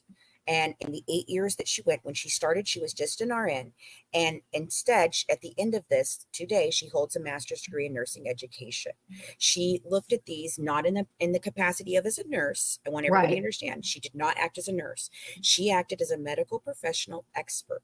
Now, when we found the chromosome disorder, I have a doctor that met me on TikTok who she actually does this. She is a naturopathic doctor. Oh, okay. And she actually is the doctor that sees over all of the different naturopathic programs in the area or in the country. Okay. And she came to me and she's like, look, what I do for a living is when the doctors that prescribe everything and give all the normal stuff and do all the normal tests can't figure out what the fuck is going on with this person, they send the case to me and I do a case review. And so she came on, we sent her the information, and then she wrote out a 12-page thing explaining what that test was, what it meant, and everything else. And so I'm only able to interpret this stuff because I've been told by medical professionals over and over how to speak about it, because I am the one that comes out and speaks. I am the face of this. I'm usually the one that talks most. Colleen doesn't always have the time, and like now she's moved on because of what's been going on, obviously, but she's also a young mother, so we have a new doctor she's going to help assist as we go forward into the documentary. But, it was so I'm only as good as the people that I know. Everybody asks for my credentials. Well, okay, so far I don't have a college degree. I am going to school for forensic psychology, and then I intend to get my law degree within the next 2 years, and I'm hoping to get a private investigator license, also that I better understand when I'm looking at these cases. But my credentials are let me stop you right there. I'm going to need you to put all that on hold and finish this damn book and documentary before you be going. Okay. The book is done. What about this documentary? We've been waiting for this documentary for a long ass time, Fancy. Stop playing with people. Well, Jen, put it out. Can I say something about that? Yes, please. Okay, I put out a podcast in 2019, right? Right. We have now understood that podcast is completely inaccurate in the interpretation of what was happening, not the interpretation of the records themselves as to what is inside of them, but why was it happening? Okay, so if I'd put out a documentary before this, which I could have, Jen, it would have still been lies, and it still would have been misinformation, and it still wouldn't have been the truth. So I truly believe that the 7 years and, going into this 8th year, I believe that was for a reason, and that was to come to the actual truth, because we couldn't come to the truth with this before this. So anyway, doing the things that I want to do, my credentials do not extend just to me. I have friends that are criminologists. My friend Jude Yates wrote the opening for our book, and she is a world-renowned author and criminologist. I have one of the leading death investigators in the country as a friend of mine to look at the things. Dr. Steele, my doctor, is coming on. And on top of that, we are hiring more and more experts so that they can look at all aspects of this case and almost look at it like a cold case is what we're kind of thinking to do. And starting over from the beginning as if we know nothing, and walking you guys through all of that in real time in the documentary. That's what we're doing. Okay. That's okay. I mean, I get it. I just am. I mean, I don't mean like I've been waiting since 2019 for this documentary. We go back and forth with this, but I just really want to see what it is that you're going to put out. And I'm tired. I'm not a very patient person. Okay. I had to watch. I had to wait for all of the episodes of House of Dragon to be out before I finally sat down and watched it, because I knew I wasn't going to be able to wait a week. It would irritate the shit out of me, and I'd start trying to find spoilers. So I waited. I'm not good at that. I'm not good at waiting for things. So I get stars align. It's not that Dee Dee, I don't think Dee Dee was manipulating the doctors. I do believe there were 2 doctors that were involved in perpetuating the fraud. But I believe who she was manipulating was charities and private individuals, is what I believe, to donate to her. The medical records show she wasn't manipulating the doctors, because all of those things based on the chromosome disorder, it now shows that all of that can be tracked into the chromosome disorder specifically, and the other things have comorbidity with this type of chromosome disorder. And I'm not crazy. Thank you. So don't you think though, Fancy, that that even if they're not speaking, Rod or Gypsy isn't speaking about it publicly, that they have, at the bare minimum, Gypsy's informed her OB that No, she has. You don't think, you think no, she's I think just no, kept it? I think she's in denial, Jen, and I think that's one of the reasons why she unalived her mother. I think that the statement of "you're never going to get to do all these things, Gypsy," I think that probably was true. And the way I look at it is, the scene in Steel Magnolias where Shelby gets pregnant, and they say, Yeah. "Oh my God, I thought Shelby couldn't get pregnant," and Malin says, "No, she shouldn't get pregnant." Yes. I believe that's what we're looking at here.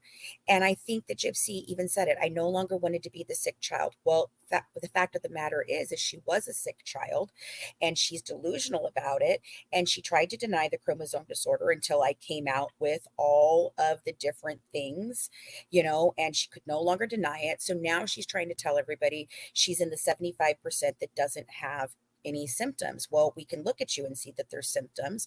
I can look through your files and see that there's symptoms. And young lady, I'm sorry to tell you this, but you do in fact have this. And that's not even a real statistic. It's not 75% of people don't have symptoms. That's not even a real statistic. She totally got that wrong. And I think Christy allows her to be delusional. And that's why she likes Christy better than her mom. And Christy was always the mom she wanted. And I think that she got tired and she didn't want to take care of Dee Dee anymore. And she didn't want to be the sick kid anymore. So I think I really do. I think she's delusional. And do I think she informed her OB? I don't know.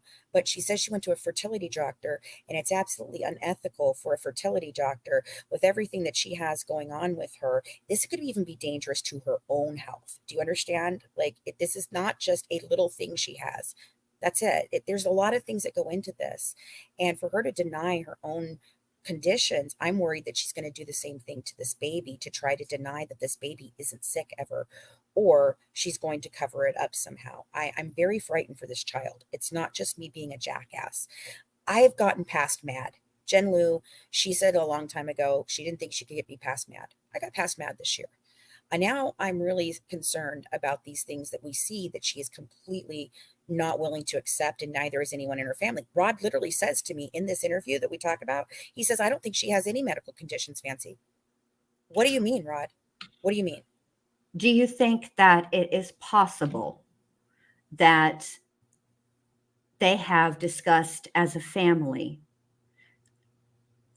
It's not that rare, Malia's mom. It's not. The reason that it seems to be rare is because most people that have it don't have symptoms. So it never gets detected. And that's one of the things my doctor and I are planning to do is we would like to go down into this area because I've had another woman who was connected to Dee Dee, and Dee Dee was talking to her about the same similarities of her conditions as her child had, and her child passed away from all of this. And she even asked me, she goes, "Fancy, do you think it's a possibility that he could have had this?" And I said, "Well, maybe." And I'm just saying that, she goes, "Well, how would I know?" And I said, "Well, you're not going to be able to know if he had it specifically, but you can know if you're a carrier. So I would suggest going and getting genetic counseling." So that made me think about it. And I was like, it seems like it's pretty prevalent in this area based on the fact that all 4 of Rod's kids have it. You can see it in their face. So I want to go down and do a study and see if there's some reason that maybe in the Cajun like ancestry of where it comes from, because certain diseases do have connections to specific DNA makeup, Right. No, you're right. They do. So we want to go down and do a study and see if we can identify if there's something going on in this area, and if there is a way for us to understand this better. I've even contacted rarechromo.org, which is the place I did the stuff with, and they're willing to come and help us with the documentary once we get it going. Gotcha. So we're trying to do, way more than anybody wants to believe. And I'm sorry, if you don't think it's my business, that's fine. That's your opinion. But they made it my business a very long time ago. When do you think you will be just done?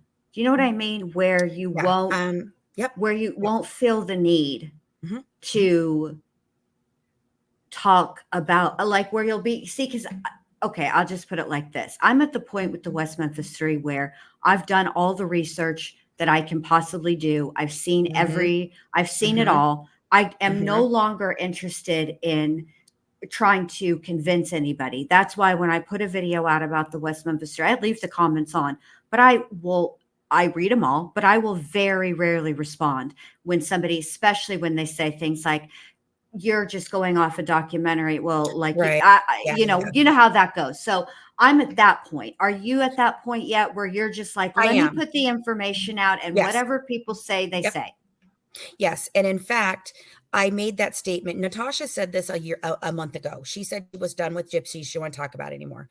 And maybe a week or so, it's not only my opinion. So stop saying stupid shit like that because I Hey, didn't talk to you the guys got to doctors. be nice. God, Guys. they're so rude sometimes. I don't understand these people that follow me around and just are rude.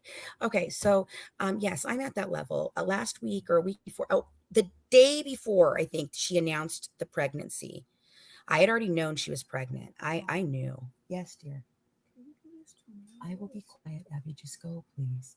I knew that she was pregnant, but I wasn't going to talk about it because I didn't know if it was true. I thought it could be a publicity stunt, the whole thing. Well, it's hard to know with her. You're right. Right.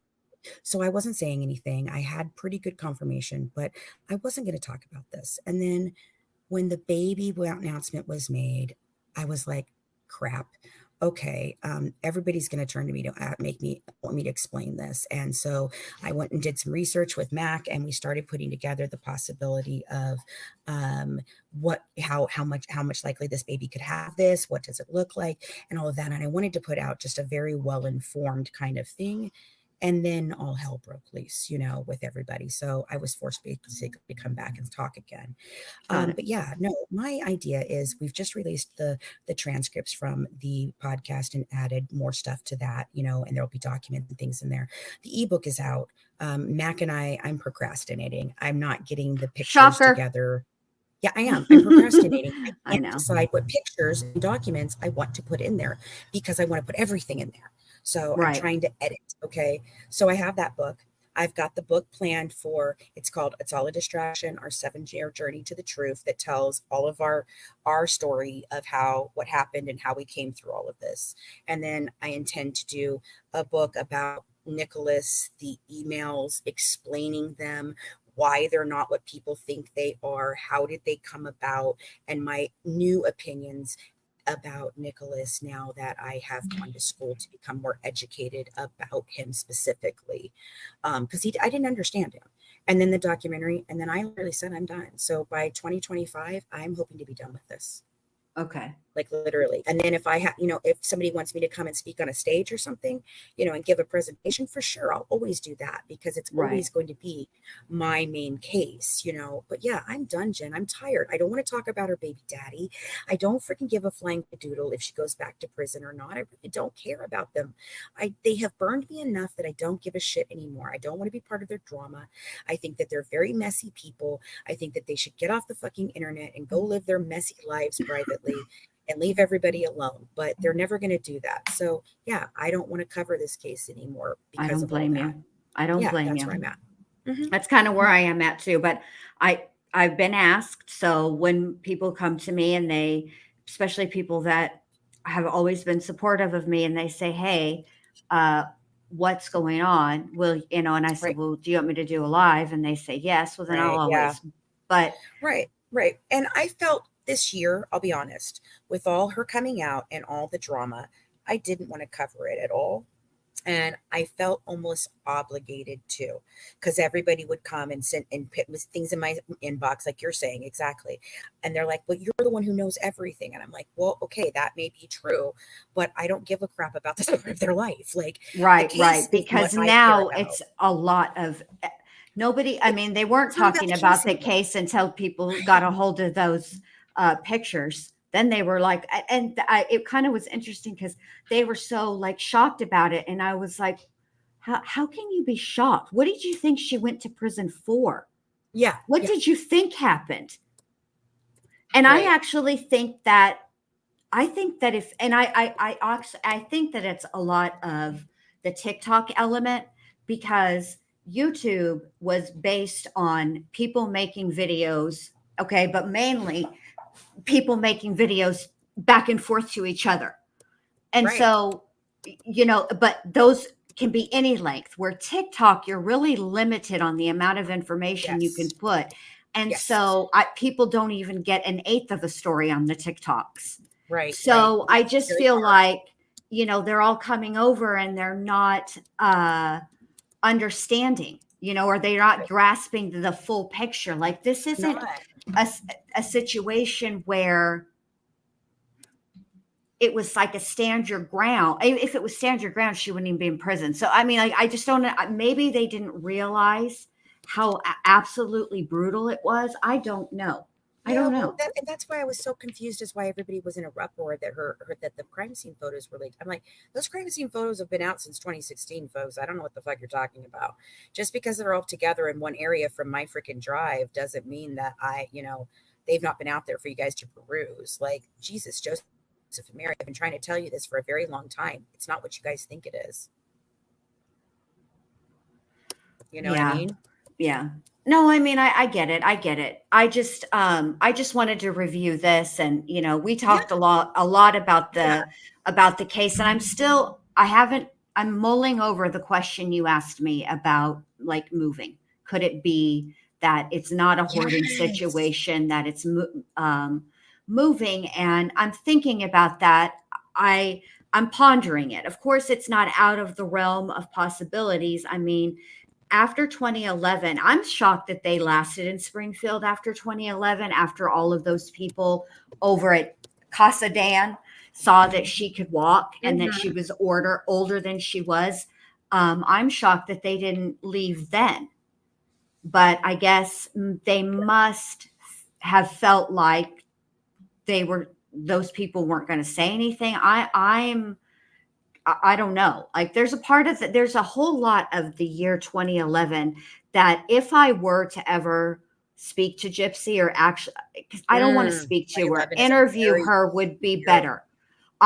There's 2011 is a pivotal year. I think a turning point. It was the turning point. It was. And I was telling, I don't know at what point you came into the live, but what I was saying is, I think what happened in 2011 is that Gypsy realized that this could not go on without her agreeing to it and participating in it. And because when you're a kid, you do what your parents say, right? But when you turn 18, she could have blown this whole thing up then. Well, she did. That's why they moved the freaking case from one to the other. I mean, it did. It happened in 2009. The hospital asked for actual guardianship papers from the courts. They didn't want her power of attorney. They didn't want any of that because they had found the unmatching birth dates. Now, I'll never say that I don't know the motivation behind the moving birth dates. I don't. I know that the first time we saw it happen was in 2001, because in 2000, when they did the spine, they did the complete MRI of the spine and the brain, and they found that it wasn't muscular dystrophy from that. And then they went ahead and did the biopsy to confirm, and it still wasn't muscle biopsy or wasn't muscular dystrophy, but it was classified as a type 2 fiber atrophy with unknown etiology. And I think Dee Dee did not understand how to say that or anything. So it became muscular dystrophy with unknown etiology. I see. And I think the cancer thing, there were times that her platelets were off and things like that. And so I'm wondering if at some point in time a doctor said to her, we're going to need to test her for this or that, and it might be cancerous. And Dee Dee heard, oh my God, my baby has cancer, because I do believe Dee Dee was a hypochondriac for absolutely. She treated her for anything and everything. If Gypsy sneezed, they were in a doctor's office. Right. Okay. Right. And so I believe that, but it's not what you guys have been led to believe. And when we go through this in our documentary with our doctors and people like that, I think people see it much better. I also want you guys to understand, I was given the medical records at a very suspicious time. Okay. Titania had been with us for a while. We had been talking to Christy about it, and she was like, okay, we found out how. She goes, well, we got to find out how to request them, because she acted like they did not have them. And now that HBO letter that I have shows they in fact really did. Okay, hold on. I want to ask you something right there. Just stop right there. What date, not this actual like May 16th, what year was that okay. You're talking about that? Okay. That you're talking about? So I'm working with them from 2017 on specifically. And I asked for the medical records from the very beginning, and we were supposed to be getting them and doing all these different things. Then I don't know exactly, but I'll tell you the timeline and you'll understand it. Maybe Okay. they won't. The day that I released I was the first person to put her interrogation video out in its entirety, correct? Michelle Crime for Dummies put it out 2 days after me. And the reason I put it out was because I knew Michelle was getting it and I already Right. had it. And I was like, oh, hell no, I'm not being scooped on this shit. No, no, no. So I put it out. It's very funny. I did not get medical records until after I put out the interrogation video. And I sent Christy the printout, or not my printout, but all my notes on the case file as to how I was believing that this did not look like what they were saying and that there was reasonable doubt that this went down this way. I was talking about Dan, and she saw all of that and she flipped out, right? Everything was bad. About just a month or two later, she contacts me and she starts giving me the medical records. And I said, does Gypsy know you're doing this? And she said, yes, she really does want to know what is going on. The discovery, it was a FOIA request that I put into Dan Patterson. And No, they're asking if were Gypsy's medical records part of her discovery? No. The only medical record that might have been, and I have to check, and I see we don't have confirmation of this because the only thing we have that pertains to the fraud case in 2009 is the police report, and that police report was purged. So I don't know if the medical records at one point in time for specifically that, because it was only a couple documents, if anything, which would have proven, that there was suspected Munchausen by proxy, the one page that says that. It could have been in there. But no, nothing else was in discovery. So I don't know how Becca Scoop says she got them in discovery. I'd like to know, because when I did discovery, they were not in there. So if they're in there now, that's different and that's weird. I mean, that would be a new addition. Right. And this is the part that I don't understand. There is a very specific scene in Mommy Dead and Dearest, and this is before Gypsy gets the plea deal, where Mike Stanfield, Rod, and Christy are all sitting around the conference table in the conference room, and they're going over Gypsy's medical records. And it seems to me that in the early stages of Mike preparing a defense for Gypsy, he would have gotten those medical records in an effort to show mitigating circumstances. He didn't get the medical records, and I discussed this in my interview with Rod. Okay. HBO got all those records, and they even state in the letter from HBO to Rod, and I tell him this, it says, we have included a USB drive for Mike Stanfield for her attorney. And it was this letter is from before the plea deal was taken. And I asked Rod, so then after that, the plea deal was taken? And he said, yes. And I said, well, and I asked him, I said, when was Mommy Dead and Dearest done filming? And he said, before the plea deal. And I said, so Christy Blanchard, Mike Stanfield, HBO, and Gypsy all decided to tell a false narrative to the public. It got her plea deal. They took that information to the district attorney. They halted all investigation, and they rushed to put out Mommy Dead and Dearest before Nick's trial. And every person on the jury did say they had seen Mommy Dead and Dearest, but they didn't believe it would bias their opinion. And I beg to differ. I absolutely biased their opinion. And I think that was the intention. And I call Rod on this in this interview if you want to keep going with the interview. No, we already played that part. Oh, yeah, that was closer to the beginning. And yeah, I mean, right. Okay, I will say this. I wouldn't say HBO, or I find HBO was on scene day one, Jen, and they are the ones who changed the narrative based on Christy going to MJ Pack and into Belinda Belly's original. See, do you have those and screenshots? I'm about to show you something. Hold on a minute. I'm about to show me. you something. You show me because that's the story that even Megan. No. I'm not arguing with you. I want to show you right. something because I want your help with this. Yes. All right. So this is Megan Pack's thought catalog. And this is from Belinda Belly's group. The problem is, obviously she's redacted these names. Okay. This is where they're talking about. That's what I was wondering, because I remember Christy being in that group, but she's no longer in that group. And so all of her comments have been removed from that group. And so if you have those, I would very much like to see them, because this is where I feel like the Munchausen this is where it all started. This is where the story started. Yes. But I couldn't figure out who it is. It's this specific post. So right here. Who is this talking? I can't see it, Jen. You can't. Well, even if I make it bigger, you're not going to know, because it's I'll look at it. It's all redacted. See? Right. Okay. I'll make it bigger. I'll just make it a little bigger. See? Okay. It's this one right here, who says Munchausen by proxy and gives an explanation. But it also, so they are talking back and forth. But I think all of these, there's only like 2 or 3 people actually talking. They're different accounts. I know there's multiple posts, but it's like maybe only a couple different accounts. I think it's Megan Pack and someone else discussing it, because if you go up the original story, when Megan was originally telling it, and if you watch the 20-minute video that nobody's ever seen before until Starlight found it recently, that Sheriff Artnott does his first press conference, the full thing was originally, they were looking to financial fraud. And so originally she was talking about a boy meets girl, girl meets boy, they killed a mama, they're on the run, that whole freaking thing. Right.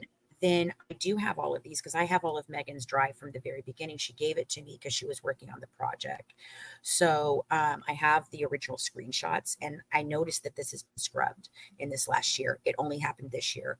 So then if you go in here, she talks about it somewhere, and she says that Christy Blanchard has told me da da da da da da da da da, and that was the first time that Munchausen by proxy was ever mentioned in this case. And it all right, hold on. The narrative. So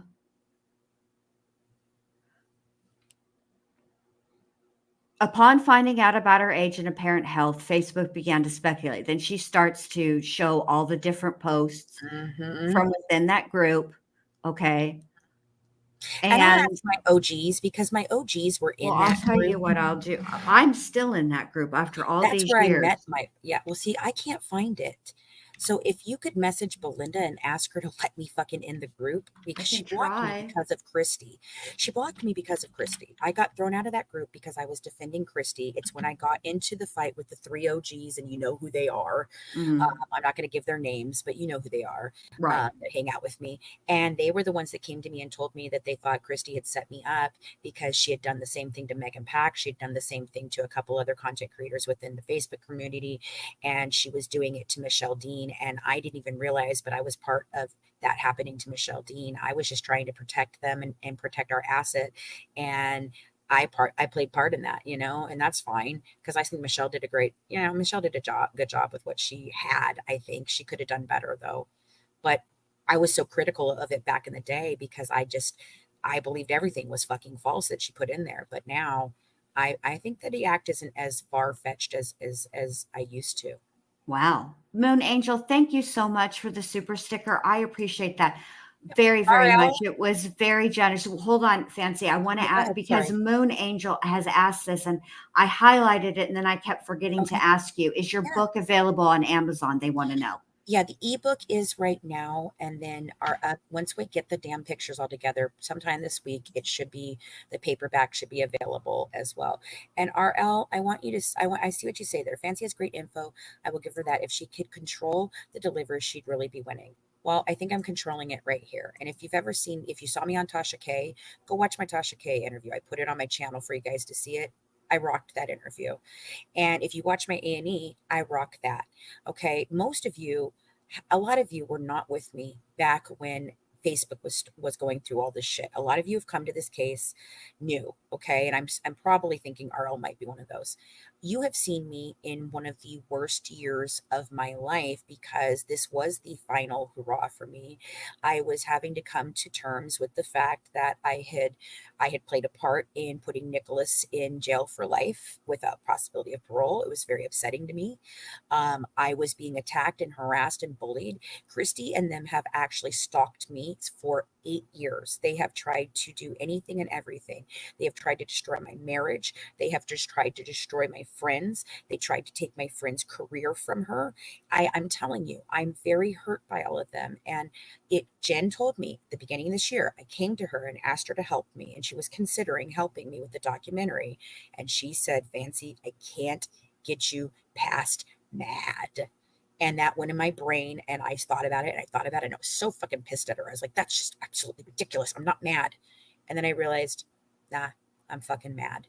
And I've calmed down, and my head is clear. I got rid of people, all the people who were putting things into my head and driving me crazy for the last 8 years. And I'm healthy and I'm at peace. Finding the chromosome disorder was what I needed. I've never been obsessed with this family. I've never been obsessed with Gypsy. I've been obsessed with the truth. No, I'm not trying to destroy the family. I'm trying to expose the truth. If that destroys their family because they're horrible people who did horrible things, I'm very sorry that happens. But it's the truth. And if you can't deal with the truth, I'm sorry. I don't know what fucking fantasy land you're living in, because the truth is the only thing that matters in all of this. And finding that chromosome disorder, I finally realized I'm not crazy. I have been right this whole time. I didn't know why I was right, but I am right. And so I'm hoping those of you that have heard my rants and my screaming and all that, yeah, that's part of me to some extent, but you saw me at very, very bad times. And I'm asking you guys to give me a chance to show you what I really do know and what I have. I have it all. And Jen can attest to that. I have it all. And Yeah, even, that Jen, was what's really one of funny, my Jen, biggest issue. That's why we fought, right. is because Fancy kept Yeah. saying, if you had seen what I had seen back when she thought that that Dee Dee did have Munchausen syndrome by proxy. I did. Yeah. You know, she would say to me, and I would get angry, and I would be, well, then show me. I think one time I even said, show me or shut up. I probably Right. did. That sounds like right up my alley. That does sound like on brand for me. So I would get frustrated, you know, because I do want to see this. And that's why when people ask me things around the medical records or they say, well, Gypsy had this or Gypsy had that, my response will always be this. I have never seen any of those medical records. And let's be honest, when it comes to the surgeries and stuff like that she allegedly have, neither have you. We've only ever been told what her records say from somebody reading them on the documentaries. Before you put the medical records pertaining to the chromosome disorder, before that. So I just, it frustrates me. Chastity, I'm not going to get into, I don't want to hijack Jen's freaking live tonight to talk about all the medical records. If you guys want me to come back on here, I will be glad. Yeah, to we do should. that. You should do that. We should set up because, something to talk about the medical records, right, because people want to know. Yeah. And, it's never been about me gatekeeping the truth. It was that I knew what I had wasn't quite right. You guys have to understand, my brain is, I have like 95,000 tabs open at one time, and one of them is playing Christmas music and I can't find it, and someone else is going, right? So that's how my brain works. So I'm constantly it's all in there. And for me, I'm a puzzle person, okay? I love, always liked it. True crime has always been my thing because it's like solving a puzzle. And I kept looking at this and I'm just like, I'm missing something. I'm missing something. I don't have something. I'm missing something. And even as early as, January, February of this year, I was standing in my living. What the fuck are we missing? And I'm not even kidding you. That's when the chromosome disorder just fell back into my lap. It was something someone said, and I went to Colleen and I said, will you do me one more favor? Will you look me at that chromosome disorder one more time, Colleen? And she's like, Fancy, don't you remember? I did. And they tested it wasn't that. I said, yeah, but Titania was so adamant. Will you please look at it again? And as soon as she looked at it, she called me back and she's like, holy fuck. I only had 31 pages of a 33-page document. The last 2 pages are the micro array, which is a much, much more in-depth, literal, very genetic testing. And it 100% proves not only does she have it, but Dee Dee does not carry it. It has to be Rod. And then I went and looked. She showed me the rarechroma.org. She already had everything together. I mean, she was fast.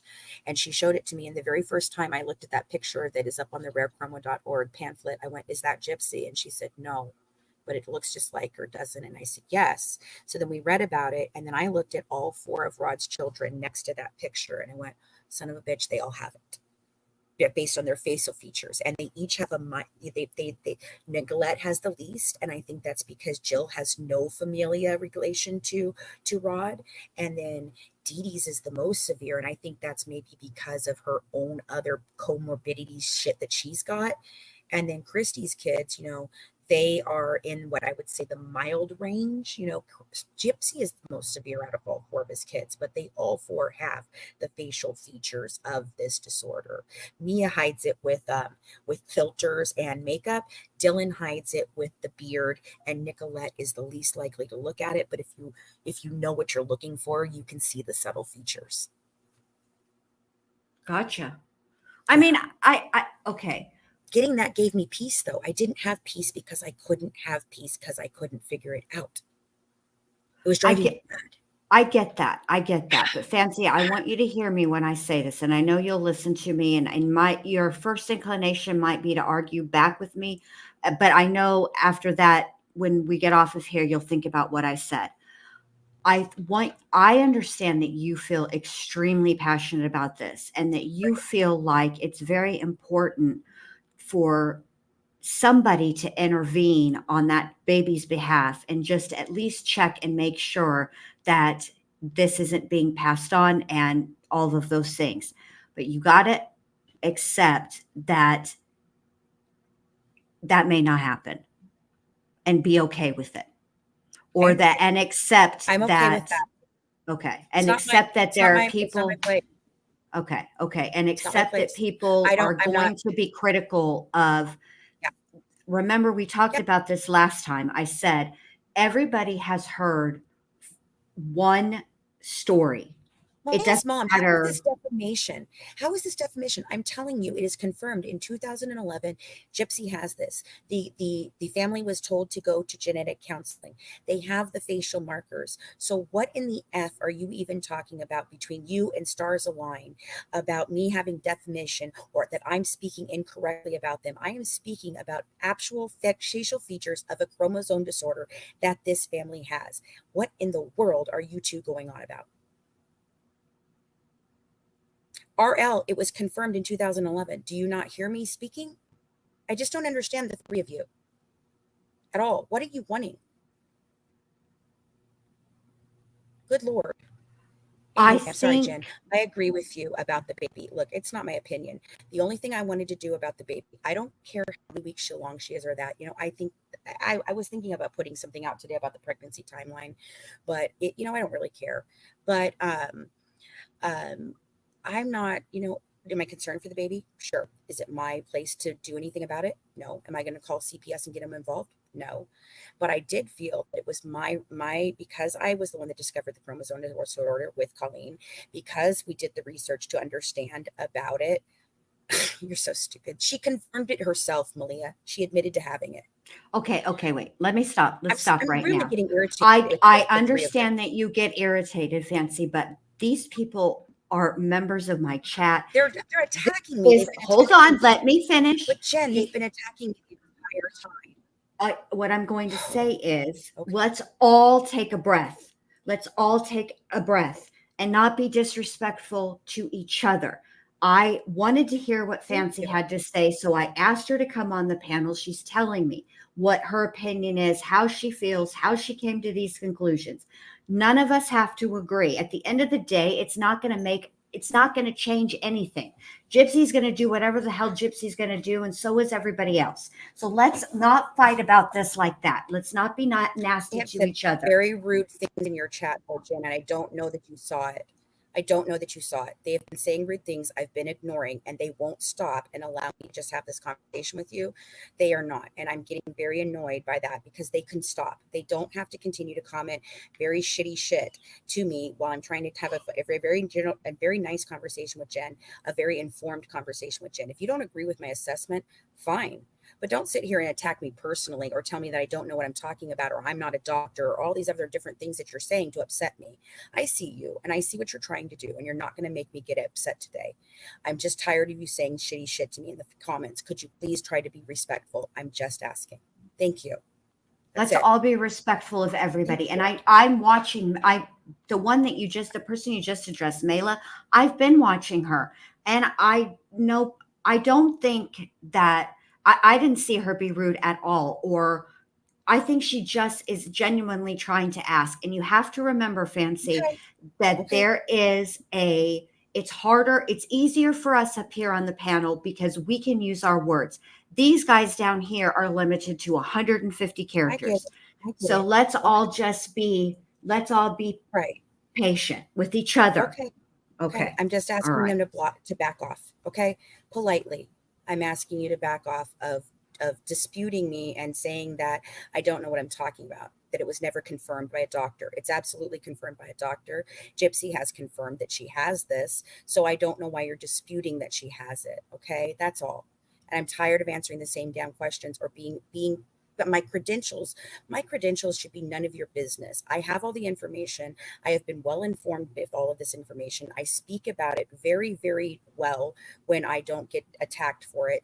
And if you listen, then you can go back and do your own research to verify the things that I'm saying is all. Now, back to the baby. I wanted to put out one video. That's it. Explaining, all the different things that would be, what could be the possibilities of this, what is the ethics of this, what could happen. And that was all that I wanted to do. Listen, Milia, okay, I didn't say Gypsy doesn't. I'm saying you're claiming the other kids do. You can't do that. I'm claiming that they have the facial features that the chromosome disorder is very distinctive with, and that the family has been told to do genetic counseling and they have refused. So based on the facial features of the 4 children, I believe it is likely that all 4 children have some form of this because Rod is a proven carrier. That's it. Okay. So I'm not trying to disparage them or be mean to them.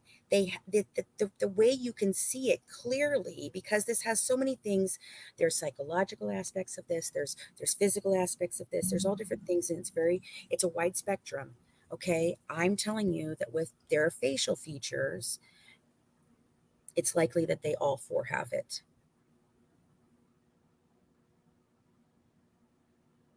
That's all. Okay. Okay. I got it. For Gypsy, you're saying it has been confirmed.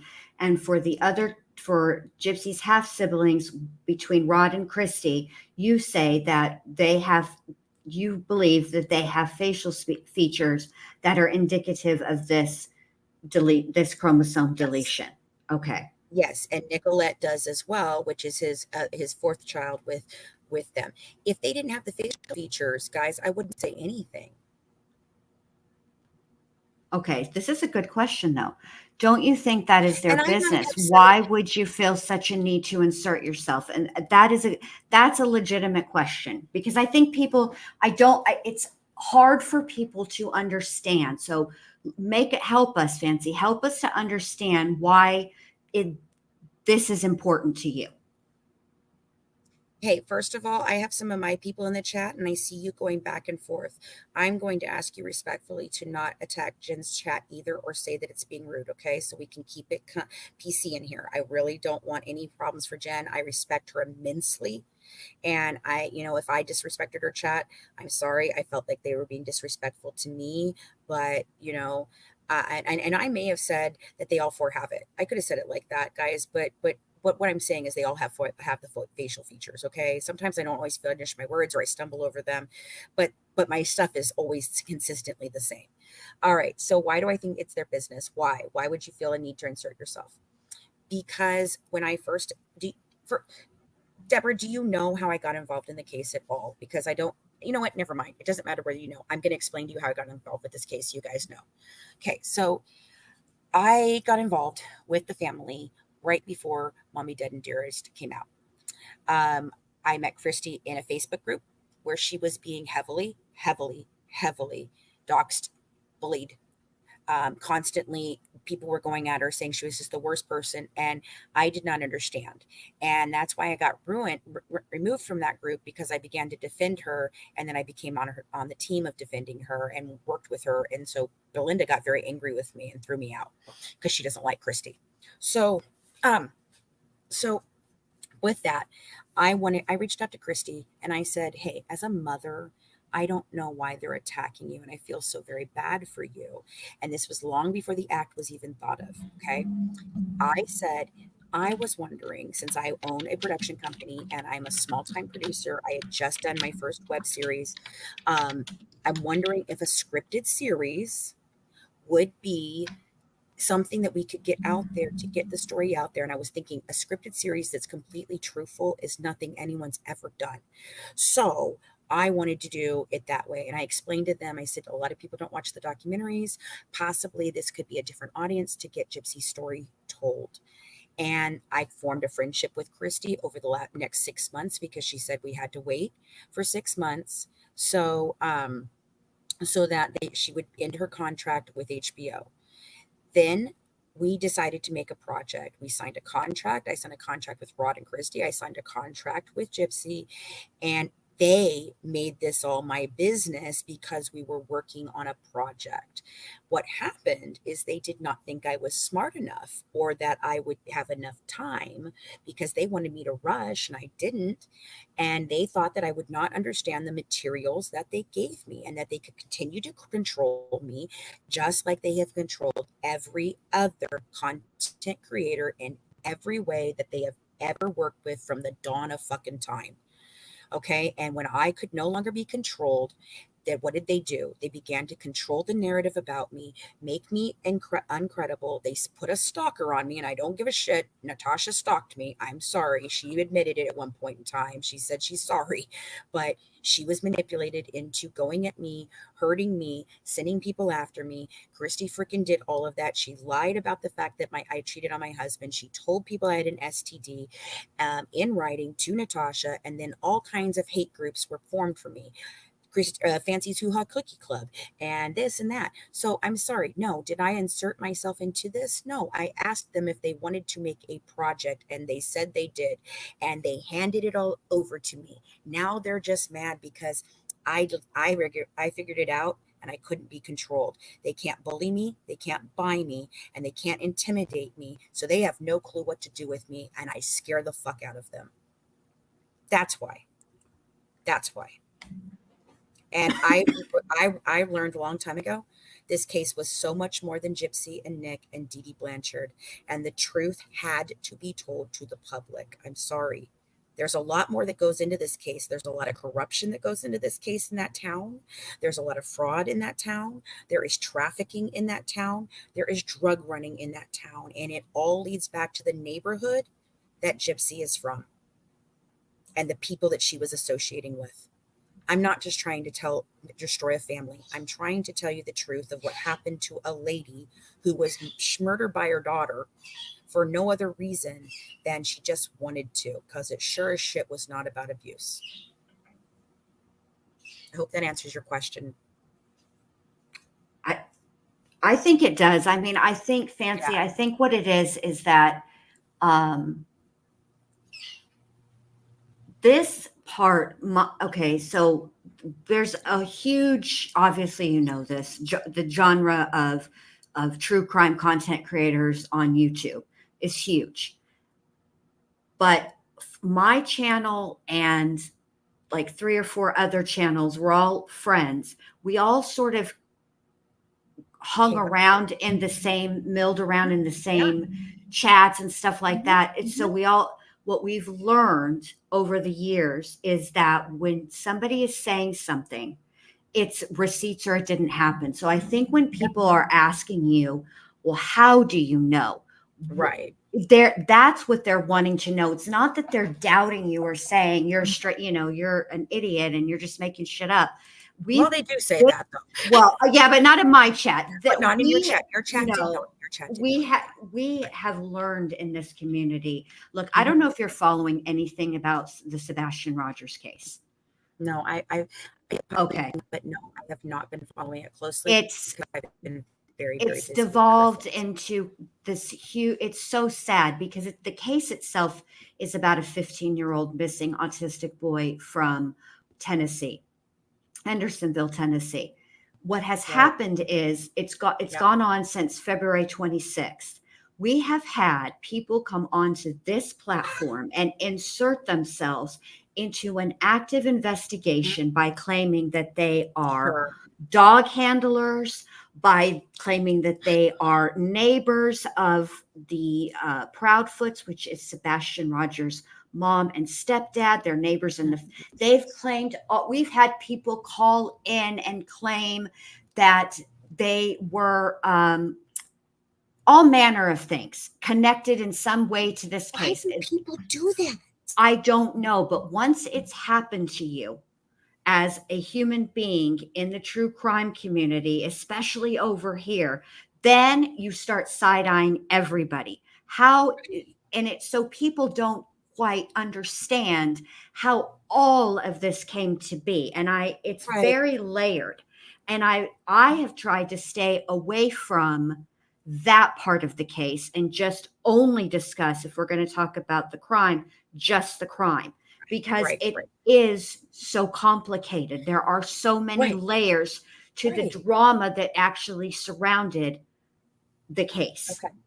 Okay. And you guys just have to understand, for 8 years, I have been mercilessly attacked in every way possible that a human being could be attacked, all for the pursuit of truth. So when you come on here and you say those things to me, it triggers me because that's what I've been told for 8 years. I don't know anything. I have no ability to, I should have never done this. I'm not allowed to have an opinion about it. I'm completely wrong. Everyone else can have an opinion. Everyone else can talk about it. But whenever I do, oh my God, Fancy, she's the worst person in the world. Do you not find it's funny that I'm the only one that they don't want talking about it? Don't you think it's funny that I'm the only one that gets attacked the way I do, so viciously? And every single one of those people that attacks me directly brings back to two different people, Don Brown and Christy Blanchard. I mean, I just don't understand how you guys don't know that. I mean, if you haven't seen it all, I can understand why you're not getting it. But that's why I get triggered. That's why I get upset, because they have done this to make sure that I sound like a crazy lunatic. They drove me crazy. They did. They almost pushed me over the edge. And then I kept pushing and I kept pushing and I kept pushing and I kept pushing until I finally found the answers, and I knew that I wasn't crazy, and I knew that I knew the truth. And let's not forget, there is a man sitting in prison with life without the possibility of parole. And whether you think he did it or didn't do it, whether you think he's brutal or not, but the fact of the matter is his civil rights were violated because he did not understand any of the things that he was doing in that interrogation room, and he could not aid properly in his defense despite what anyone tells you. That man was railroaded. They never, ever, ever should have got him on first degree. He's never been given a fair trial. He is never going to get a fair trial in Missouri. And his last ditch effort is for him to go to the Supreme Court, which in 95% of the cases, the Supreme Court holds the lesser court's ruling up. He has been railroaded in every which way. And it started with HBO and Mommy Dead and Dearest, creating a narrative that painted him as the big bad villain, Dee Dee as a monster, and Gypsy as the oh so horrible victim. How a perpetrator became the victim in this case specifically is unfathomable to me. And for her to come out here and speak this way that she speaks about these two people in the just awful, horrible, awful ways, I'm sorry, somebody needs to hold them accountable, and someone needs to help Nicholas have a fair trial, because no matter what, They did not have him on deliberation because he does not have the mental capacity to deliberate and understand the consequences of the deliberation. So he should have only been charged with second-degree murder, just like her, which would have given him the possibility of parole after all these years of getting help, and it could have afforded him to go to a different type of facility to get help and be better, and possibly be able to have a somewhat semi-quasi normal life. But she's out here running around talking about his limp dick. How about that? I mean, it's really fucking disgusting and disrespectful. So that's why it's more important. This is a bigger story than Gypsy Rose and the Blanchard family. There is a woman who's being crucified and being told that she did the most heinous of things to her child without the ability to defend herself. And her family has been paid to tell the lies that they are telling because they're getting money for it, and they don't give a shit. They're just going to lay everything on Dee Dee, and it was all Dee Dee's fault. She was the worst person in the family. But you know what? There are family members that don't tote that narrative and are very upset that their loved one, someone they truly loved, is being dragged. And you know what else? Do you know Stephanie Goldimer? She passed away. She overdosed because she never saw her son again. He has never seen his 6-year-old brother. His brother's now 16. He never saw him again because Charles moved away with him. He barely ever sees his father, Bobby. So when you sit here and tell me, am I destroying their life? No, I'm pretty fucking certain they did that all by themselves. And they destroyed other people's lives in the same moment. She took 3 lives that night, at least. Dee Dee's, Nick's, Stephanie's. Mm-mm-mm. I'm sorry. No, I mean, I get it. And I understand why you feel the way you do. And it's so weird for me to be having this conversation with you, because in 2019, I was so much harsher on Gypsy than I am now. And I don't know. It's like I feel like I'm in some sort of weird fucking paradoxical timeline, like I'm on that fucking island and Lost. And I've done some kind of fucking side timeline or some shit. Side flash. Just when you think you have the case all figured out, then you find another thing and you're like, what the fuck is this? But somebody said, well, I'm telling them they can't live their lives. And, well, first of all, they can live their lives absolutely any way they want to. But when they put it out in public, then they are subjected to public's opinion about doing so. And what I'm telling you about that baby, here's the thing. First of all, there are several different reasons why they should have had genetic counseling done before her ever getting pregnant. But on top of that, be so for real. Do we really think that this family, that a baby is going to be safely and happily and wonderfully raised? I don't. I would never want to bring a baby into that family. Never. Dylan, their brother, he moved away. He doesn't stand in the public eye. He has a wife and kids. And you know what? He lives a normal life because he does not want this chaos. And if they continue to live in chaos, they continue to do all of this, they continue to live in the public eye, running amok, doing all the things that they've been doing, then I'm sorry, that baby is in danger. And if you want to believe this, look, if you believe what I say, then she shouldn't have a baby because she's not equipped to take care of a baby because she has mental health problems that are severe and she should not be caring for a child. If you believe the MVP story, however, the MVP experts say that any child that has sustained the amount of abuse that Gypsy sustained through Munchausen by proxy should never care for any living thing ever. That's not my words. That's Bjorker's words. And she's a leading expert because the propensity for her to repeat the same type of behavior in the same family who is already predisposed to go in line with it because they've already done it once is very, very high. She shouldn't care for a cat or a fucking plant, much less a child. That is the expert's opinion on Munchausen by proxy. And if you look at the other way and think like I'm thinking, that she's a cold-blooded killer who has no emotions, no freaking care, no remorse, what on earth do any of you think she should be caring for a baby at all? She's not mature enough. She's not okay. Her brain is not working well. And there is still a distinct possibility that because of the moderate to severe case of her chromosome disorder, the expected life expectancy of someone with her condition in the state that she has is only 50 to 60 years old. So she's already 30. So that baby is going to possibly have no mother by the time it's ready to go out in the world by itself. There's just too many factors here that you guys just aren't understanding. And it is my place to talk about it, just like it's yours to ask me about it. I mean, I understand that is, let me be very clear. That's Fancy's opinion. Yep. The way I feel about it is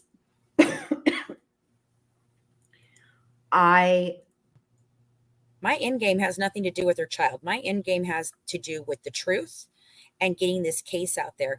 I don't want to talk about her life now.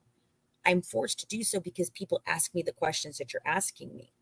I don't have a dog in the fight with her baby and her family, but I can say that CPS has already been involved, according to Gypsy, according to Christy. She's also come out, KJ has also come out and said that Christy's already said that she's going to try to take the baby. So I don't think you guys seem to understand this family is not well. They're not well. Thinking about being a baby at 5 months after she freaking gets out of prison, with no counseling, no genetics, no nothing. You guys are delusional. I'm sorry, you're delusional. You're delusional. That's my I don't opinion. think anybody is arguing that. I think what people are what they have an issue with is this our place? Should we be talking about? They made it our place when they put themselves on public fucking TV. Don't you think, Jen? I listen. No, I don't think I don't. This is I draw the line at the baby and Dylan, and here's why. Because her brother has decided not to participate. Now, while we know that he exists, he doesn't want to be a part of it. So let's honor that and not discuss it. As far as the baby goes, if it were my daughter and she had if it were my daughter and she just got out of prison, I wouldn't have an opinion because I'd be dead. But you see what I'm saying? If I can't put myself in Dee Dee's shoes because she's dead, but if it were my daughter and she had just come out of prison and had gotten pregnant, I would not be, it wouldn't be the ideal time. Absolutely no way. But what I would not, I would just be there as a support. I would say to her, listen, this is going to be tough. It's going to be hard.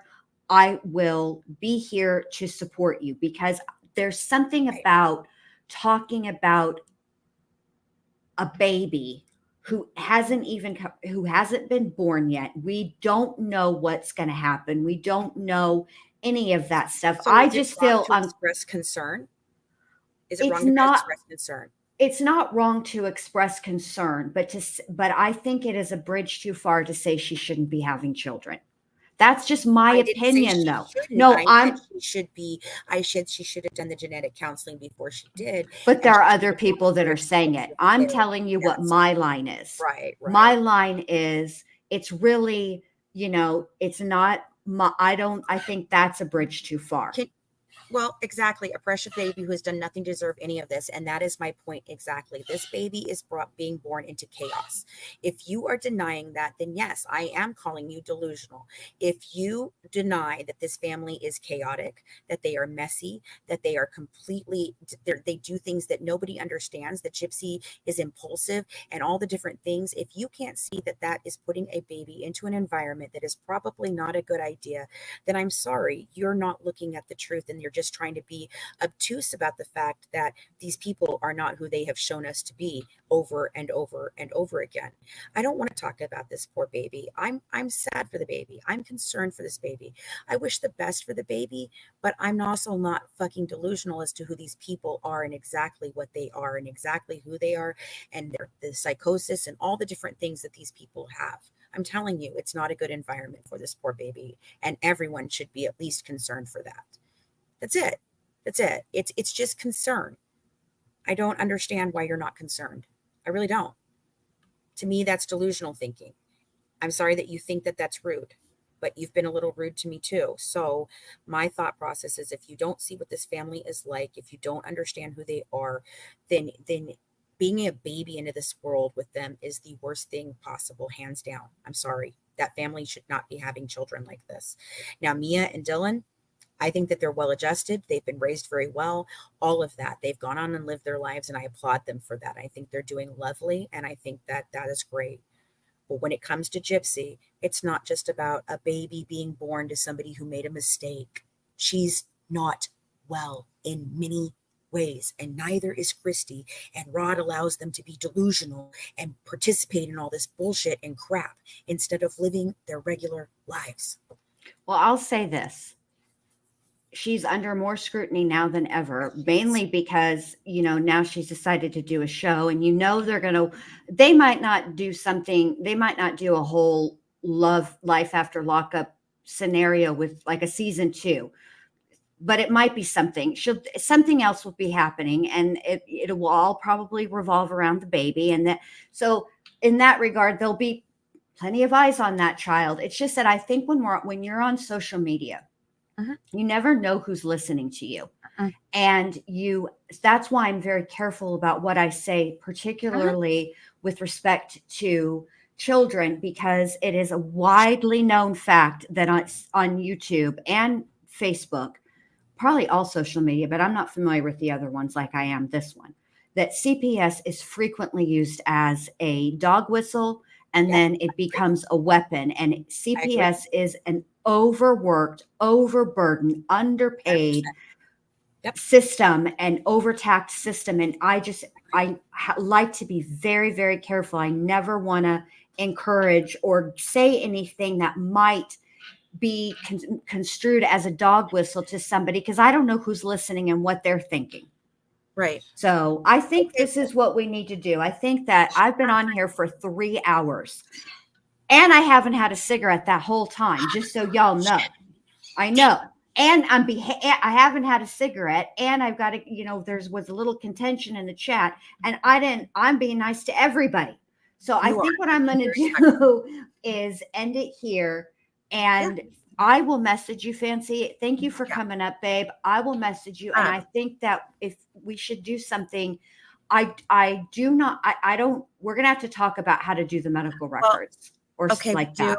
And then I realized I can just turn it over to private chat when I'm in here, so I won't be able to see the comments, and that way it'll make me less likely to get angry if people are, saying hurtful things to me, and then you can just put their questions up, and that way I'm not tricked by all of it. I don't want to be disrespectful to your chat, but I do feel like they have been disrespectful to me and to some of my people, and that's just my feelings, and that's fine. But I think, we got to talk about the medical records. And how we can do it. I mean, I have them and they're all redacted, so I can use them in any way I want based on my contract and based on what we've done. But I still don't want to just put all of her thousands and thousands of medical records out there. That's just not appropriate. It's not ethical.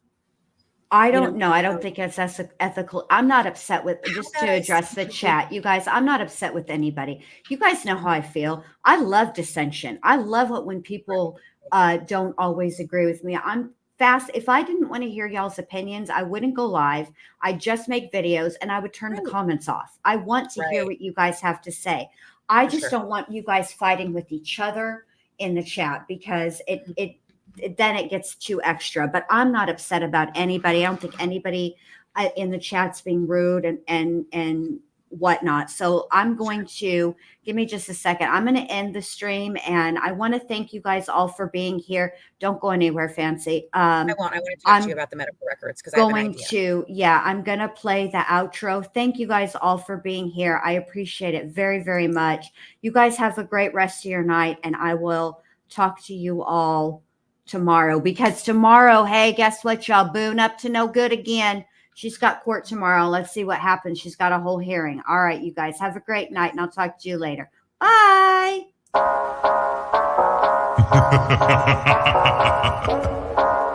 Cause it's Friday, you ain't got no job, and you ain't got shit to do.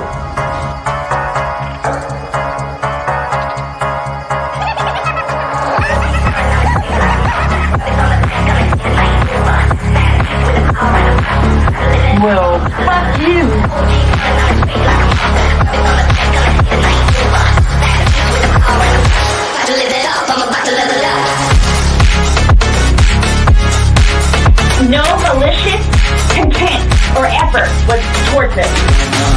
no militia. Finish her!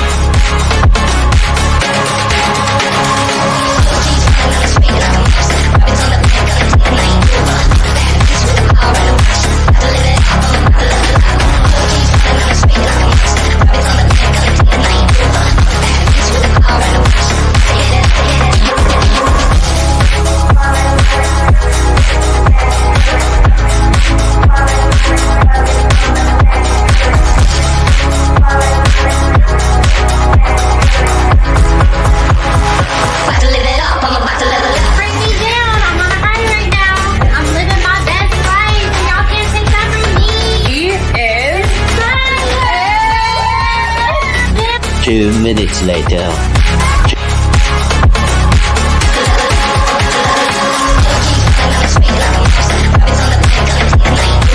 We all do a little mad sometimes.